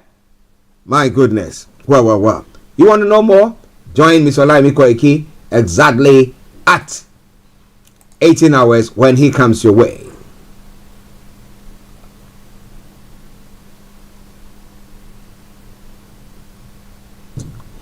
Well, more stories. One other story from Ghana, and then we bring that bit to a close and then move on. And this time round, coming your way from the former chairman of the MPP, who happens to be the board chair of the GMPC. I can't be fired, but I've done nothing wrong to resign as GMPC board chairman. The board chairman of the National Petroleum Corporation, Freddie Blay, has denied any wrongdoing in offering interests in Ghana's oil fields to a South African oil company, Petroleum Oil and Gas Corporation of South Africa, Petrosa. He says he acted in the best interest of the country. According to the former national chairman of the New Patriotic Party, he exercised good judgment in the matter. He thus did not see any reason for demands for his resignation. Now, possibly I could be fired, but I don't see any reason why they are saying I should resign about this issue. I've done nothing wrong. He continues, I've observed my conscience and I thought I was protecting the interests of the country, and I am convinced about it. And if others think otherwise, and if those who appointed me are saying otherwise, then so be it, he said in an interview. Now, Mr. Blay also revealed that he had spoken to President Akufo-Addo about the matter, and he does not expect to be fired. I've spoken to the president about it, and we haven't gotten to where he will ask for his job back. It is not about convincing the president. The law will speak for itself, and the law will talk, and there are a few documents on the agreement, he added. Meanwhile, some 29 civil society organizations are demanding the immediate removal of Mr. Blay as the board chair, along with Opoku Anwene Dankwa, the chief executive of GMPC. What is that business or that contract all about? The SEOs are made up of the African Center for Energy Policy, Center for Democratic Development, CDD, the Chamber of Petroleum Consumers Ghana, and 26 others say the two men have become a threat to Ghana's interests in the petroleum sector. In a statement endorsed by the representative from all 29 CSOs and cited, the coalition argued that a country being micromanaged by IMF cannot be seen to be engaging in fiscal recklessness. The group is also demanding complete information of the AFC's transaction and the actual amount that would constitute petroleum costs and the immediate closure of the Accra port from the Petroleum Commission and government. Now, giving more details, the coalition said recurring controversies surrounding Accra Energy and AGM operation in Ghana and the sale of 50% of Jubilee Oil Holding Limited interest in the Deepwater Tunnel Block 2 Petrosa are of great concern. So we are saying that we cannot even dredge our own oil there as well. It is interesting. It is very, very interesting. And as a friend would say, very incompetent. But well, it's all coming away from Starr Radio UK.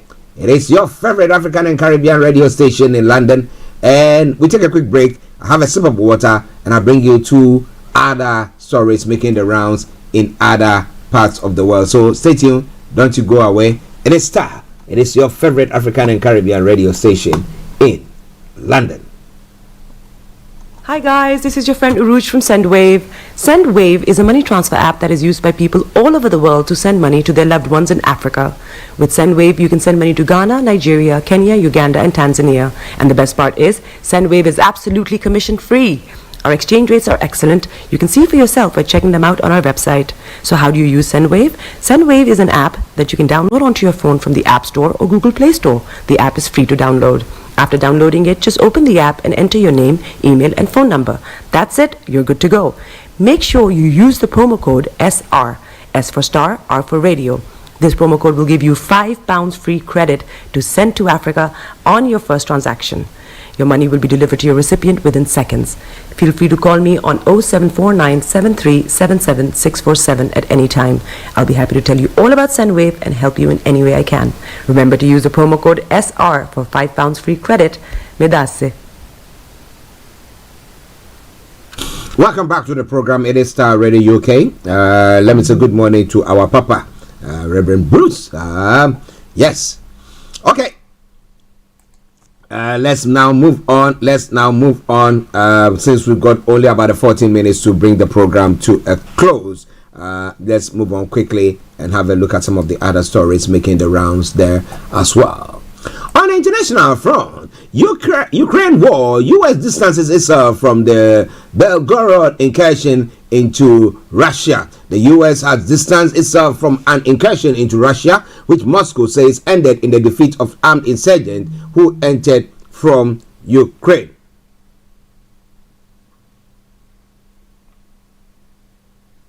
A part of the border region of Belgorod came under attack on Monday in one of the largest cross-border raids since Russia invaded its neighbor last year. Now, Russia later released pictures of abandoned or damaged Western military vehicles, including U.S.-made Humvees.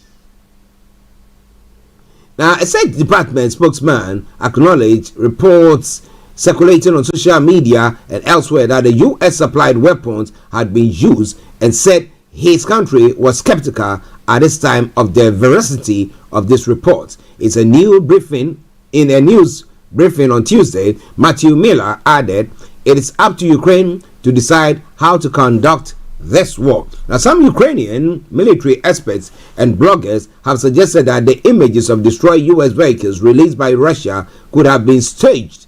Now, villages in Belgorod near the border were evacuated after coming under fire. Russia says 70 attackers were killed and has insisted the fighters were Ukrainian. Now, but Kyiv denies involvement, and two Russian paramilitary groups opposed to Russian President Vladimir Putin say they were behind the incursion. But he says, "I'm not going to listen to you." Now, Monday's raid led Moscow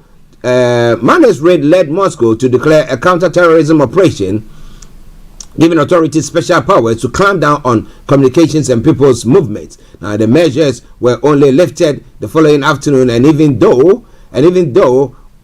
then, one of the paramilitary groups were claiming it still controlled a small piece of Russian territory. Now, regional governor Yaroslav Gladkov said one civilian had died during the violence and several others were injured. In a later development, he said the region had been subject to a large number of drones attacked overnight on Tuesday. He said the attacks damaged private vehicles, houses, and offices, but there were no victims. Well.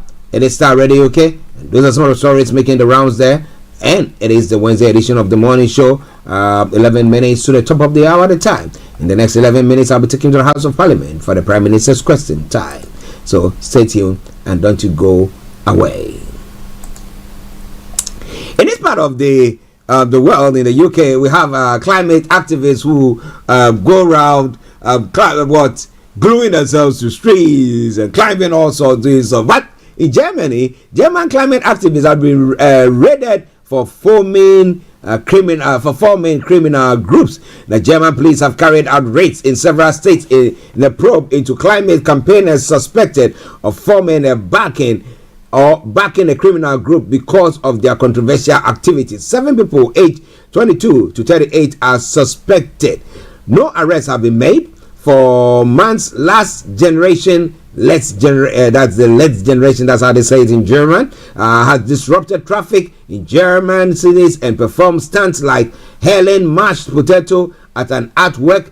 Chancellor Olaf Scholz has condemned their campaign as completely crazy. Now, some 170 police took part in Wednesday's raids on flats and other buildings in Berlin, Bavaria, Dresden, Hamburg, and elsewhere. Now, shutting down the group's website and freezing 2 accounts. The 7 suspects are accused of organizing a campaign to collect at least 1.4 million euros or 1.2 million pounds in funding, mainly to finance the federal criminal acts. Now, police and prosecutors said the raids were aimed at establishing Last Generation's membership structure. Now, two of the activities under the investigation activists under the investigations are suspected of last year's trying to sabotage an oil pipeline running across the Alps from Italian coast at traced to Ingolest. Now, Last Generation criticized the raids using the chancellor's completely crazy quote as hashtag volley backlogged, asking when the authorities will instead search lobby structures and confiscate government fossil funds. Well. You know, interestingly, we all say this, and people are saying it's going to be hot, it's going to be... Yeah, it's very important. But if we all stop that, now looking at the inflation, looking at how people are desperate, looking at how people are even topping themselves. Which one first? Well, it is Starr Radio, okay? 8 minutes to the top of the hour. It happens 8 minutes to bring you to the end of the first broadcast, part of the broadcast, taking you straight to the Houses of Parliament for the Prime Minister's question time. Now, moving on straight from there, Tariq Ramadan, Islam scholar, has been cleared of Swiss rape charges. Now, renowned Islamic studies scholar Tariq Ramadan has been cleared of rape and sexual coercion by a Swiss court. Mr. Ramadan, who is a Swiss citizen, is a grandson of Hassan al-Banna, the founder of Egypt's Muslim Brotherhood. The case was brought by a Swiss woman who said she had been raped by Mr. Ramadan in a Geneva hotel in 2008. A convert to Islam and a fan of Mr. Ramadan, the woman told the court she had been subjected to a brutal sexual assault, beatings and insults. She said it happened after she was invited by the Oxford academic for a coffee after a conference. Now, Mr. Ramadan, who is 60, had faced up to 3 years in prison if convicted. He denied all the charges but didn't admit to having met the woman. The trial was a sharp contrast to the career so far of the man once feted as a rock star of Islamic thought. Well. Interesting there. It's Starr Radio UK. It is your favorite African and Caribbean radio station in London. Let's go to the US for one other story before we come to the UK for one more, and then we'll take you to the House of Parliament. Now, Florida Governor Ron DeSantis will announce his 2024 presidential bid in an online appearance with Twitter CEO Elon Musk today. Now, Mr. Musk is scheduled to host a Twitter Space conversation with Mr. DeSantis at 18 hours local time. An official launch video from the DeSantis campaign is expected later this evening. Mr. DeSantis, 44, is viewed as a former President Donald Trump's chief rival for the Republican Party's nomination. The governor joins a growing list of contenders seeking to unseat Mr. Trump, who leads by more than 30 points in the national opinion polls. Now, Republican voters go to the polls in a series of primary elections beginning next February to determine which candidate will face President Joe Biden, a Democrat, in the November 2024 general election. Twitter Space is a platform that allows creators to host live video conversations that other Twitter users can join and engage. So if you want to join and engage with, why not? Wednesday's event will be moderated by tech entrepreneur David Sachs, a close ally of the Tesla founder and a supporter of Mr. DeSantis. A Fox News tweet about the upcoming Twitter Space interview was retweeted by Mr. Musk to his 140 million followers on Tuesday. But it's all coming away from Starr Radio UK. It is your favorite African and Caribbean radio station in London. One other story before I take you to the Houses of Parliament for the Prime Minister's question time. Well, how lovely would it have been if you have gotten a speed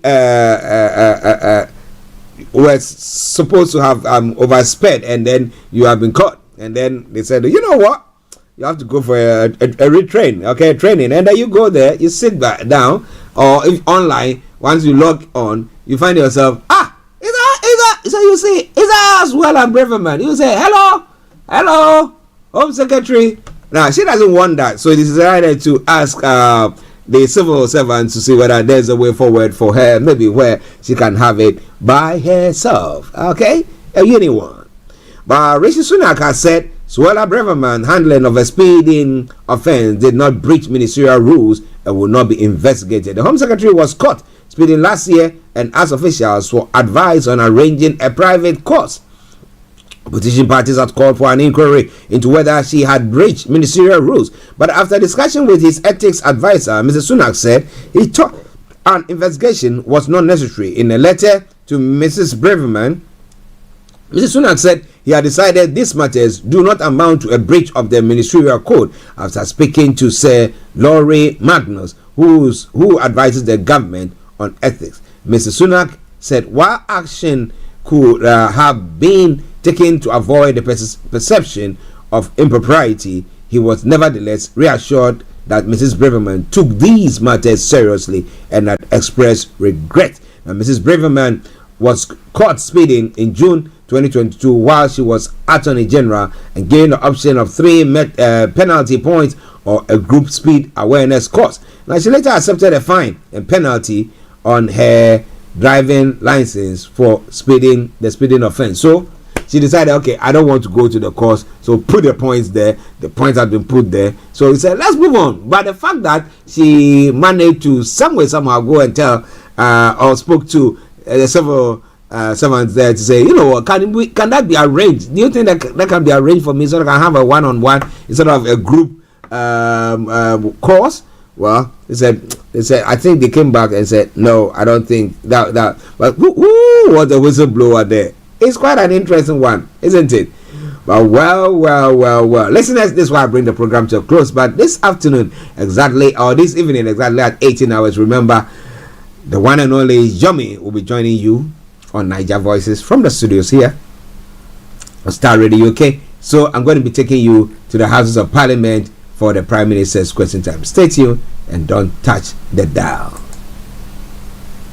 Headline inflation is coming down and the government will be relieved about that, back to single digits. It's for the first time since last summer. Core inflation is going up, which is a massive concern, and food price inflation is still above 19%. So there is still a cost of living crisis. The thing I actually think that Keir Starmer might go on is migration, because net migration figures are out tomorrow. We asked the Prime Minister, I did, as did other broadcasters, about this at the G7, because back in 2019 the Conservative Party in their manifesto promised to bring overall net migration figures down. Back then it was 226,000 people a year. Last year, to the year June 2021, it was 504,000 people, and figures out tomorrow could put overall net migration as high as 1 million, anything from 650,000 to 1 million, and this is going to be a huge political problem for the Prime Minister and the government. And in our interview in Hiroshima, the Prime Minister did finally, after a bit of back and forth, commit to bringing figures down below the figures he inherited, so below 500,000, but it still massively misses the pledge that the Conservatives made back in 2019. Now, there are reasons for that. Some of them are because of the Ukraine conflict. Over 80,000 migrants come in because of that. Some of it about the Hong Kong resettlement scheme, but it's also student visas and it is also worker visas. So I think that there are attack lines there for Keir Starmer to talk about the Prime Minister or the government breaking promises to the public.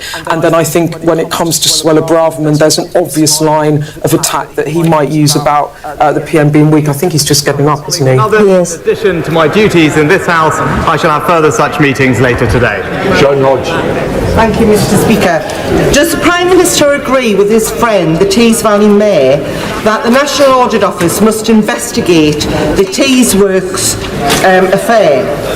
And will he share details of all conversations he he has had on the subject with his former Chief Secretary, the member for Middlesbrough South, and the current Levelling Up Minister, given that they've all received donations from Ian Waller, one of the project backers.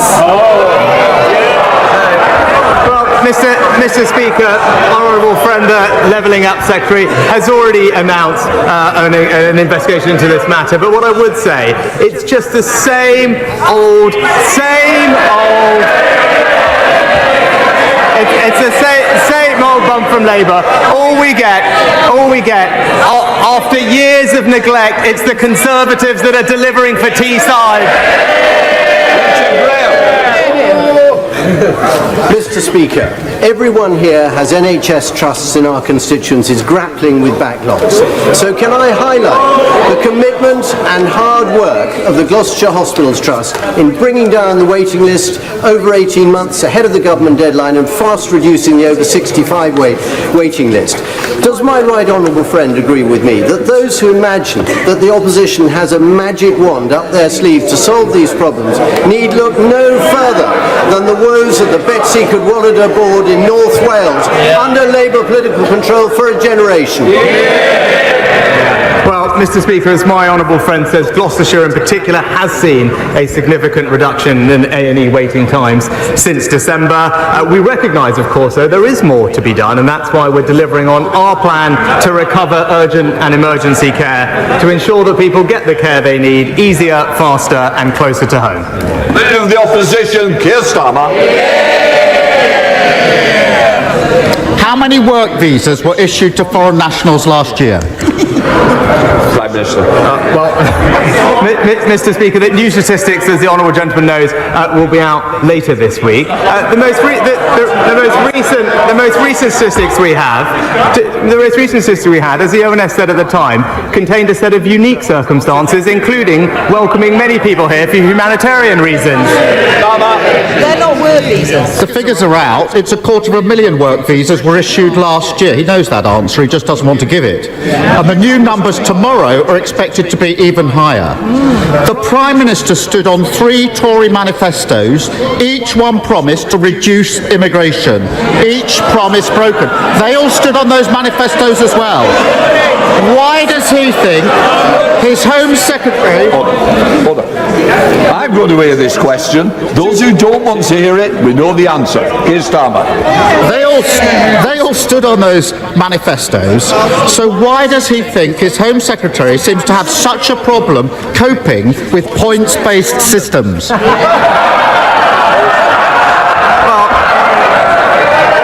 Mr. Speaker...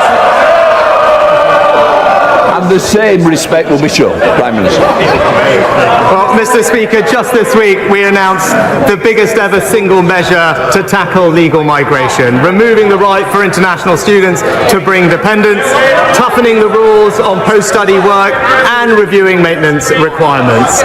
But what is the honourable gentleman's contribution? There are absolutely no ideas. There is absolutely no ideas, absolutely no semblance that there would be any control. Why? Because he believes in an open-door migration policy. Mr. Speaker, if anyone wants to see what uncontrolled immigration looks like, all they've got to do is wake up tomorrow morning, listen to the headlines and see what this government... Order. Mr. Bristow, I think you're going to be leaving. I'm asking you to leave now, because otherwise I'll name you. I'm not having it, and I've warned you before. It's the same people. And the same will happen on this side. Keir Starmer. Mr. Speaker, the reason they're issuing so many visas is labour and skills shortages. And the reasons there are shortages is the low-wage Tory economy. Under his government's rules, businesses in IT, engineering, healthcare, architecture, welding can pay foreign workers 20% less than British workers for years and years on end. Does he think his policy is encouraging businesses to train people here or hire from abroad? Prime Minister. Mr. Speaker, he talks about immigration, but we know his position because it turns out that Labour would actually like to see even more people coming to the UK, increasing the numbers. That's not just my view, Mr. Speaker. Those were the words of his own frontbencher who said having a target isn't sensible and that the numbers might have to go up, Mr. Speaker. So it's clear, whilst we're getting on with clamping down on legal migration, listening to the British public, he's perfectly comfortable wanting to say that he wants free movement back. Mr. Speaker, they've lost control of the economy, they've lost control of public services, and now they've lost control of immigration. And if he was serious about weaning his government off the immigration lever, he would get serious about wages in Britain and get serious about skills and training. The apprenticeship levy isn't working. It's hard to find a single business that thinks that it is. And the proof is that almost half the levy isn't even being spent. That's fewer young people getting the opportunities they need to fulfil their potential. Businesses are crying out for more flexibility in the levy so they can train up their staff. Labour would give them that. Why won't he? Mr. Speaker, it's right that we're talking about education and skills. What he failed to mention is just in the past week, what did we discover? Thanks to the reforms of the Conservative government, our young people are now the best readers in the Western world, Mr. Speaker. Reforms that were opposed by the party opposite. He also talked about our record on the economy. And I am very surprised, Mr. Speaker, because I've stood here week after week when he's been so keen to quote the IMF, Mr. Speaker. He seemed to have missed their press conference yesterday, where they actually raised our growth forecast by one of the highest they've ever done, said that we've acted decisively to make sure that the economy is growing, and credited this government with having a very positive effect on future growth. Is the Prime Minister seriously suggesting that breaking the economy, breaking public services, losing control of immigration is some sort of carefully crafted plan? His policies are holding working people back, and all he offers is more of the same. But fear not, because speeding into the void left by the Prime Minister comes the Home Secretary. Not with a plan for skills, growth or wages, no. Her big idea is for British workers to become fruit pickers. Just in case, I can hardly believe she said this, that they forget how to do things. Does the Prime Minister support this let them pick fruit ambition for Britain? Or does he wish he had the strength to give her a career change of her own? Mr. Speaker, he talks about public service, he talks about the economy. Again, I think he's just failed to notice what's going on. The IMF, as they've said, it's right here, Mr. Speaker, our forecasts, which he was very keen to point out just a few months ago, now their forecasts are that we will have stronger growth than Germany, France and Italy, Mr. Speaker.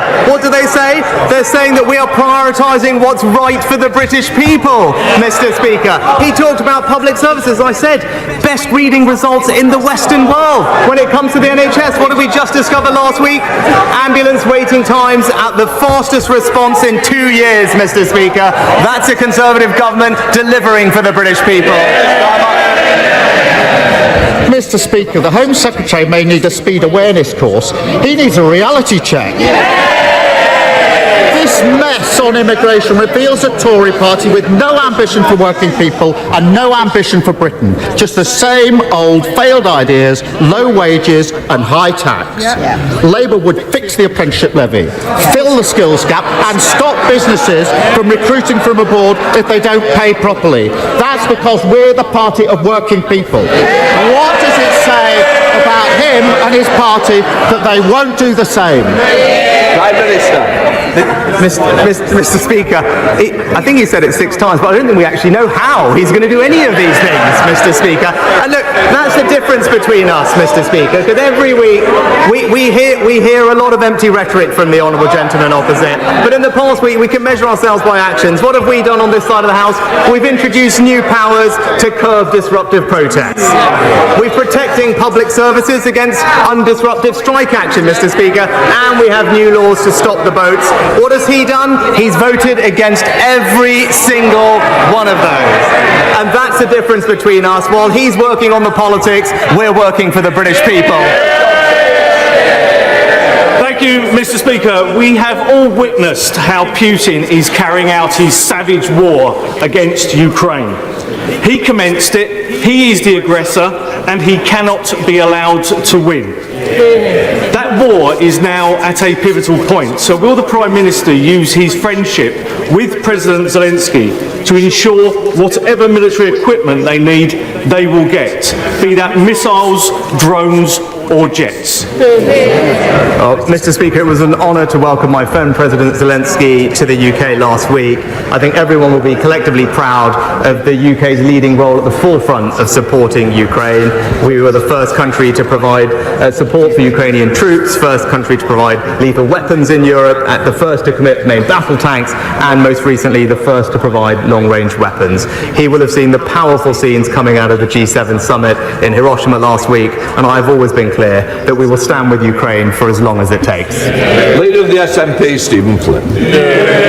Thank you, Mr. Speaker. Mr. Speaker, we learned today that the price of milk, cheese and eggs are up 29%. The price of pasta is up 27%. The price of a loaf of bread, 18%. Does the Prime Minister agree that this is no longer just a cost of living crisis? This is a cost of greed crisis. Well, Mr. Speaker, it was welcome that inflation has fallen today, but as the Chancellor said, we should not be complacent because there is more work to do. The Honourable Gentleman's right to highlight the impact of food inflation, which is too high, common here in levels that we've seen in other European countries like Sweden and Germany. We are providing significant support to help people with the cost of living, and the Chancellor has met with companies in the supermarket and food supply chain to make sure that they are doing everything they can to bring prices down. Stephen Flynn. Mr. Speaker, let's get real because the food inflation remains at near 45-year high. Now, yesterday the Treasury indicated that the Chancellor stands ready to act, but his actions seem to be predicated on the outcome of a review by the Consumer and Market Authority. So can the Prime Minister perhaps enlighten us? When does he expect that review to conclude?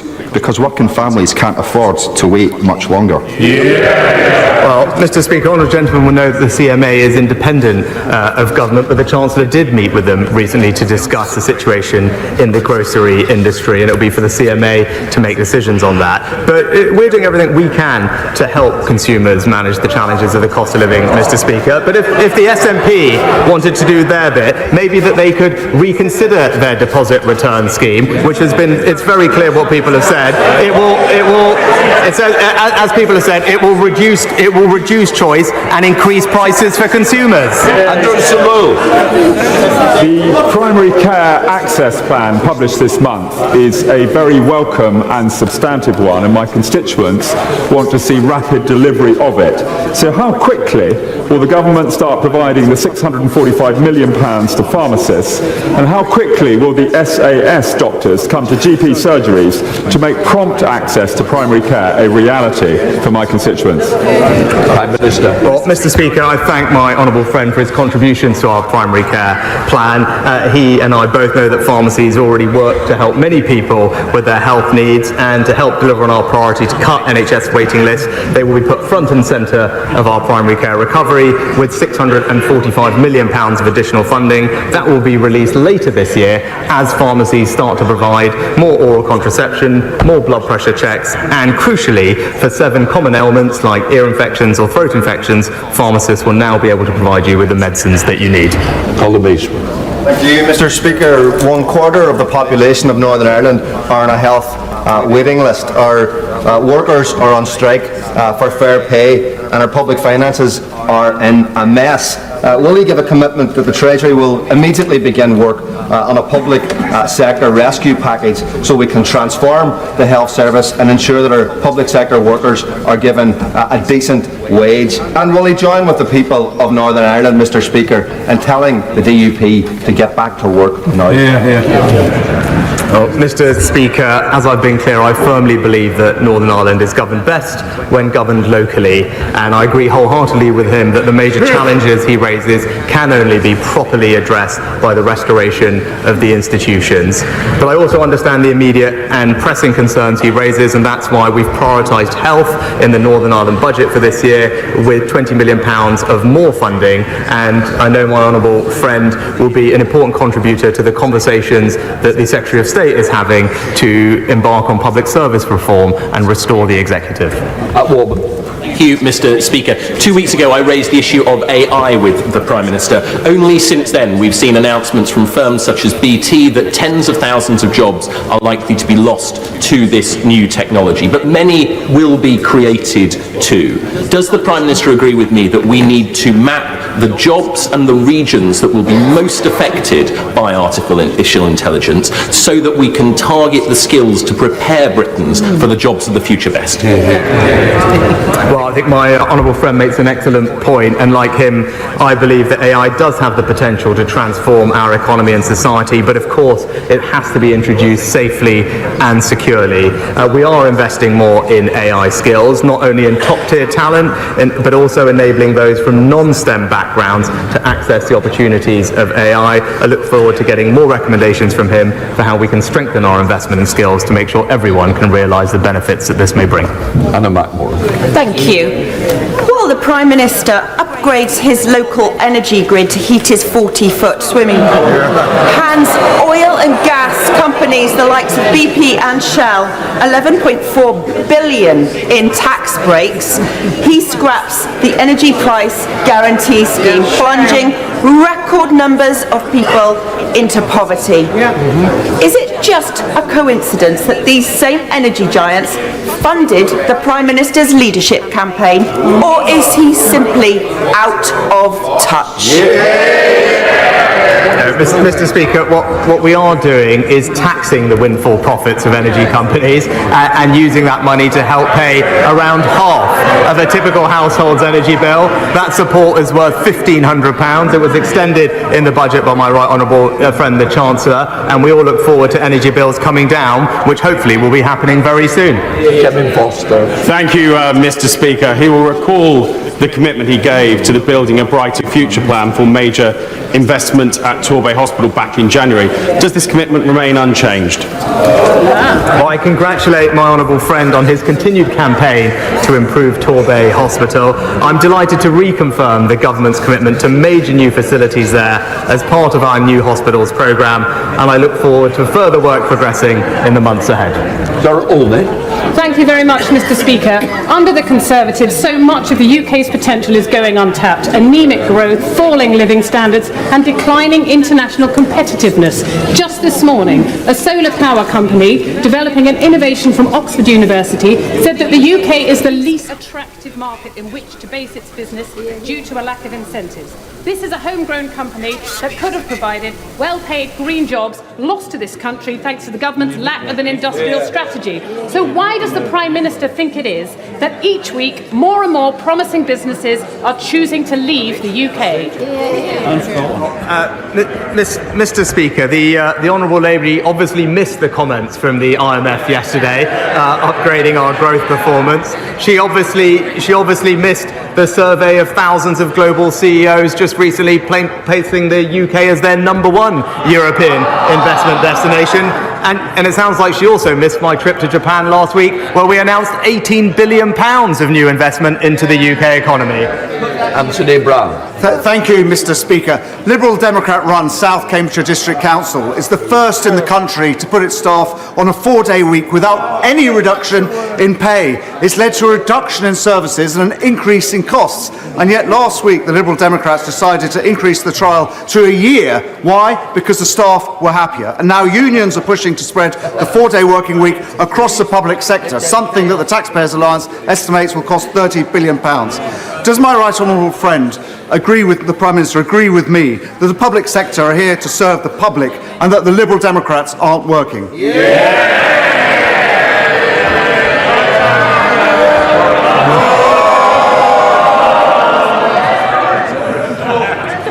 Mr. Speaker, public servants should rightly focus on delivering for the public and taxpayers, and it is disappointing to hear from my honourable friend that his local Liberal Democrat council is not doing this, reducing, as I heard, staff contact hours and costing residents more. I urge the council to reconsider their decision because his residents and constituents in South Cambridgeshire District Council clearly deserve better. Thank you, Mr. Speaker. In Lewisham, we are gearing up to mark the 75th anniversary of HMT Empire Windrush arriving in the UK.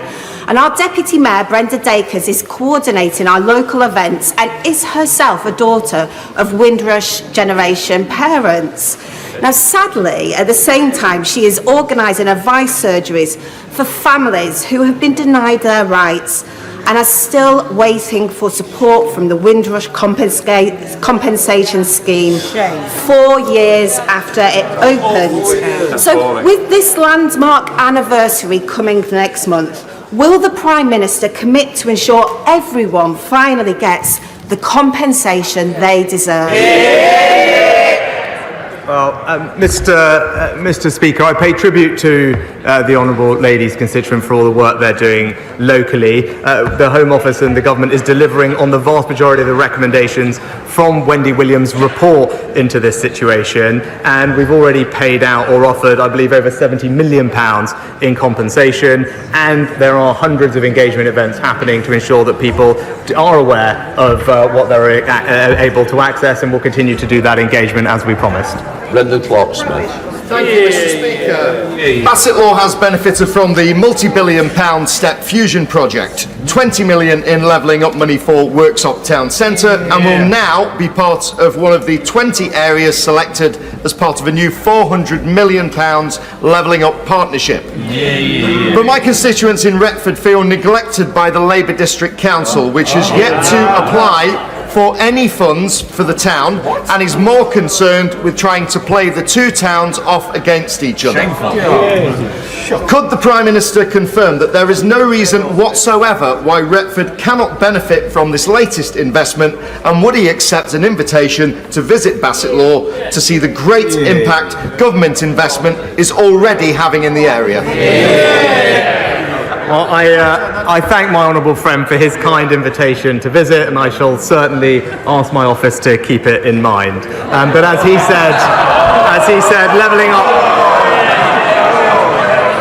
said, levelling up partnerships are a commitment to work hand in hand with 20 different places across England, most in need of levelling up, and to make sure that they can realise their potential and ambitions. As he says, they're backed by £400 million of investment. We'll make sure that they can be supported to thrive. And I know my right honourable friend, the Levelling Up Secretary, is looking forward to working with colleagues in Basset Law to identify the best place to focus their work, which could, of course, include Retford. Stella Creasy. Thank you, Mr. Speaker. In 2016, the Prime Minister told people to vote for Brexit because it would stop unelected officials in Brussels having more of a say than his constituents. In 2023, he's asking his MPs to block Amendment 42 to the EU law bill to give unelected officials in Downing Street more say over laws than this chamber. Given the worries and the warnings from his colleagues, why is he going to let the blob have more say over things like holiday entitlements than the people who were elected to do so? Mr. Speaker, that's just simply not the case. It's the elective government that will be making decisions about what the right regulations are for our country. And it's absolutely right that as a result of Brexit we can now do that, which is why we are repealing and reforming over 2,000 pieces of retained EU law, making sure that our statute book reflects the type of rules and regulations that are right for the British economy and will deliver growth and cut costs for consumers, and that's what our reforms do. Robin Moore. Thank you, Mr. Speaker. A key issue which has haunted Keighley for many decades is child sexual exploitation and grooming gangs. I want to see a full Rotherham-style review into child sexual exploitation across my area, but yet Bradford Council's leader and our West Yorkshire Mayor both refused to back one due to political correctness getting in the way, simply sweeping this issue under the carpet. So will the Prime Minister, for the sake of victims, work with me to ensure that our local leaders do the morally right thing and instigate a full Rotherham-style inquiry across the Bradford district? Well, Mr. Speaker, can I thank my honourable friend for campaigning on this? As I said before, we shouldn't let political correctness stand in the way of keeping vulnerable girls safe or indeed holding people to account. As he knows, it's for authorities in the local area to commission local inquiries, and I have no doubt that he will continue to encourage them to do so. For the government's part, we've commissioned the relevant inspectorate to examine current policing practice in response to group-based sexual exploitation of children, and the Home Office will not hesitate to act on its recommendations when they are published this summer. The Chamberlain. Thank you, Mr. Speaker. Before I was elected, I worked for a number of years in learning and development in both the police and the private sector, and I'm sure we can all agree that training is absolutely vital to encourage innovation, creativity, but also for compliance. Given that seems to be a particular issue for the Prime Minister's Cabinet at present, will he agree to support my ministerial training standards bill that I'll be presenting later today? Well, Mr. Speaker, as the honourable lady knows, there are processes and procedures in place for ensuring professional standards across government. With regard to training, what I am pleased we're doing is rolling out the lifelong learning entitlement, Mr. Speaker, to ensure that people at any stage in their career can get access to years of government subsidised financing, to ensure that we have a workforce that's fit to the future and everyone can realise the opportunities that are there. Steve Bryan. Thank you, Mr. Speaker. Owen Carey died just across the river from here, underneath the London Eye, after suffering a severe allergic reaction while out celebrating his 18th birthday. He'd simply eaten a chicken burger at a restaurant, which, unbeknown to him, and despite his asking, had been marinated in buttermilk. Owen's sister Emma, who is my constituent, was in Parliament last week with her dad and her brother for a debate on food labelling and support for people with allergies. They're fighting for Owen's Law, which is campaigning, among other things, to change the food information regulations surrounding allergy labelling in restaurants. It's attracted huge support. So will the Prime Minister meet with me and Owen's family to see how we can be sure something positive comes out of this tragic loss of a young life? Well, Mr. Speaker, I thank my honourable friend for raising Owen's case, and I know the whole House will want to join me in expressing our condolences to Emma and all of his family over what happened. I will absolutely ensure that my honourable friend gets a meeting with the relevant minister to discuss food labelling appropriately so that we can make sure that things like this don't happen. Ian Paisley. Thank you very much, Mr. Speaker. Will the Prime Minister instruct his officials to publish the list of 1,700 veterinary medicines that will no longer be made available to Northern Ireland vets and the agri-food sector after the grace period has ended? And will explain to the Ulster Farmers Union why that list has not been given to them, and would he agree to meet with me and the Ulster Farmers Union, go through that list and show us how this has removed the border in the Irish Sea? Well, Mr. Speaker, as the honourable gentleman knows, when we concluded the Windsor framework, what we did was make sure that there was an extension in the grace period for veterinary medicines to give us the time to find a long-run solution to that particular issue. But the honourable gentleman should take heart, because on the issue of human medicines, which I know is important to him and everyone else in Northern Ireland, what we did achieve was complete and full dual regulation of medicines and a dialogue with the EU to resolve the issues in veterinary medicines, and I know that he will want to make sure that we engage closely with him and the UFU, which we have been doing, to find a resolution in the time we have. But I know he will also join me in being very happy that we protected access to human medicines in Northern Ireland, which was a priority for him and his party. John Hunt. Firstly, I really look forward to welcoming the Prime Minister to Portman Road for Ipswich Town, Southampton next season. And of course, in addition to Ipswich Town, Ipswich Wanderers have also been promoted. Great news for a town. Yesterday, though, we saw, despite the Public Order Act being passed, we saw images of Metropolitan Police standing around and doing nothing, whilst eco-protesters were wreaking havoc in our capital. Does the Prime Minister agree with us? The moment those activists stand on the road, they should be immediately turfed off the road, like there are in many other countries. Well, Mr. Speaker, on my honourable friend's first observation, all I can say is ouch, but thank you. But I look forward to the game. But on his second, more substantive matter, this government has passed a serious disruption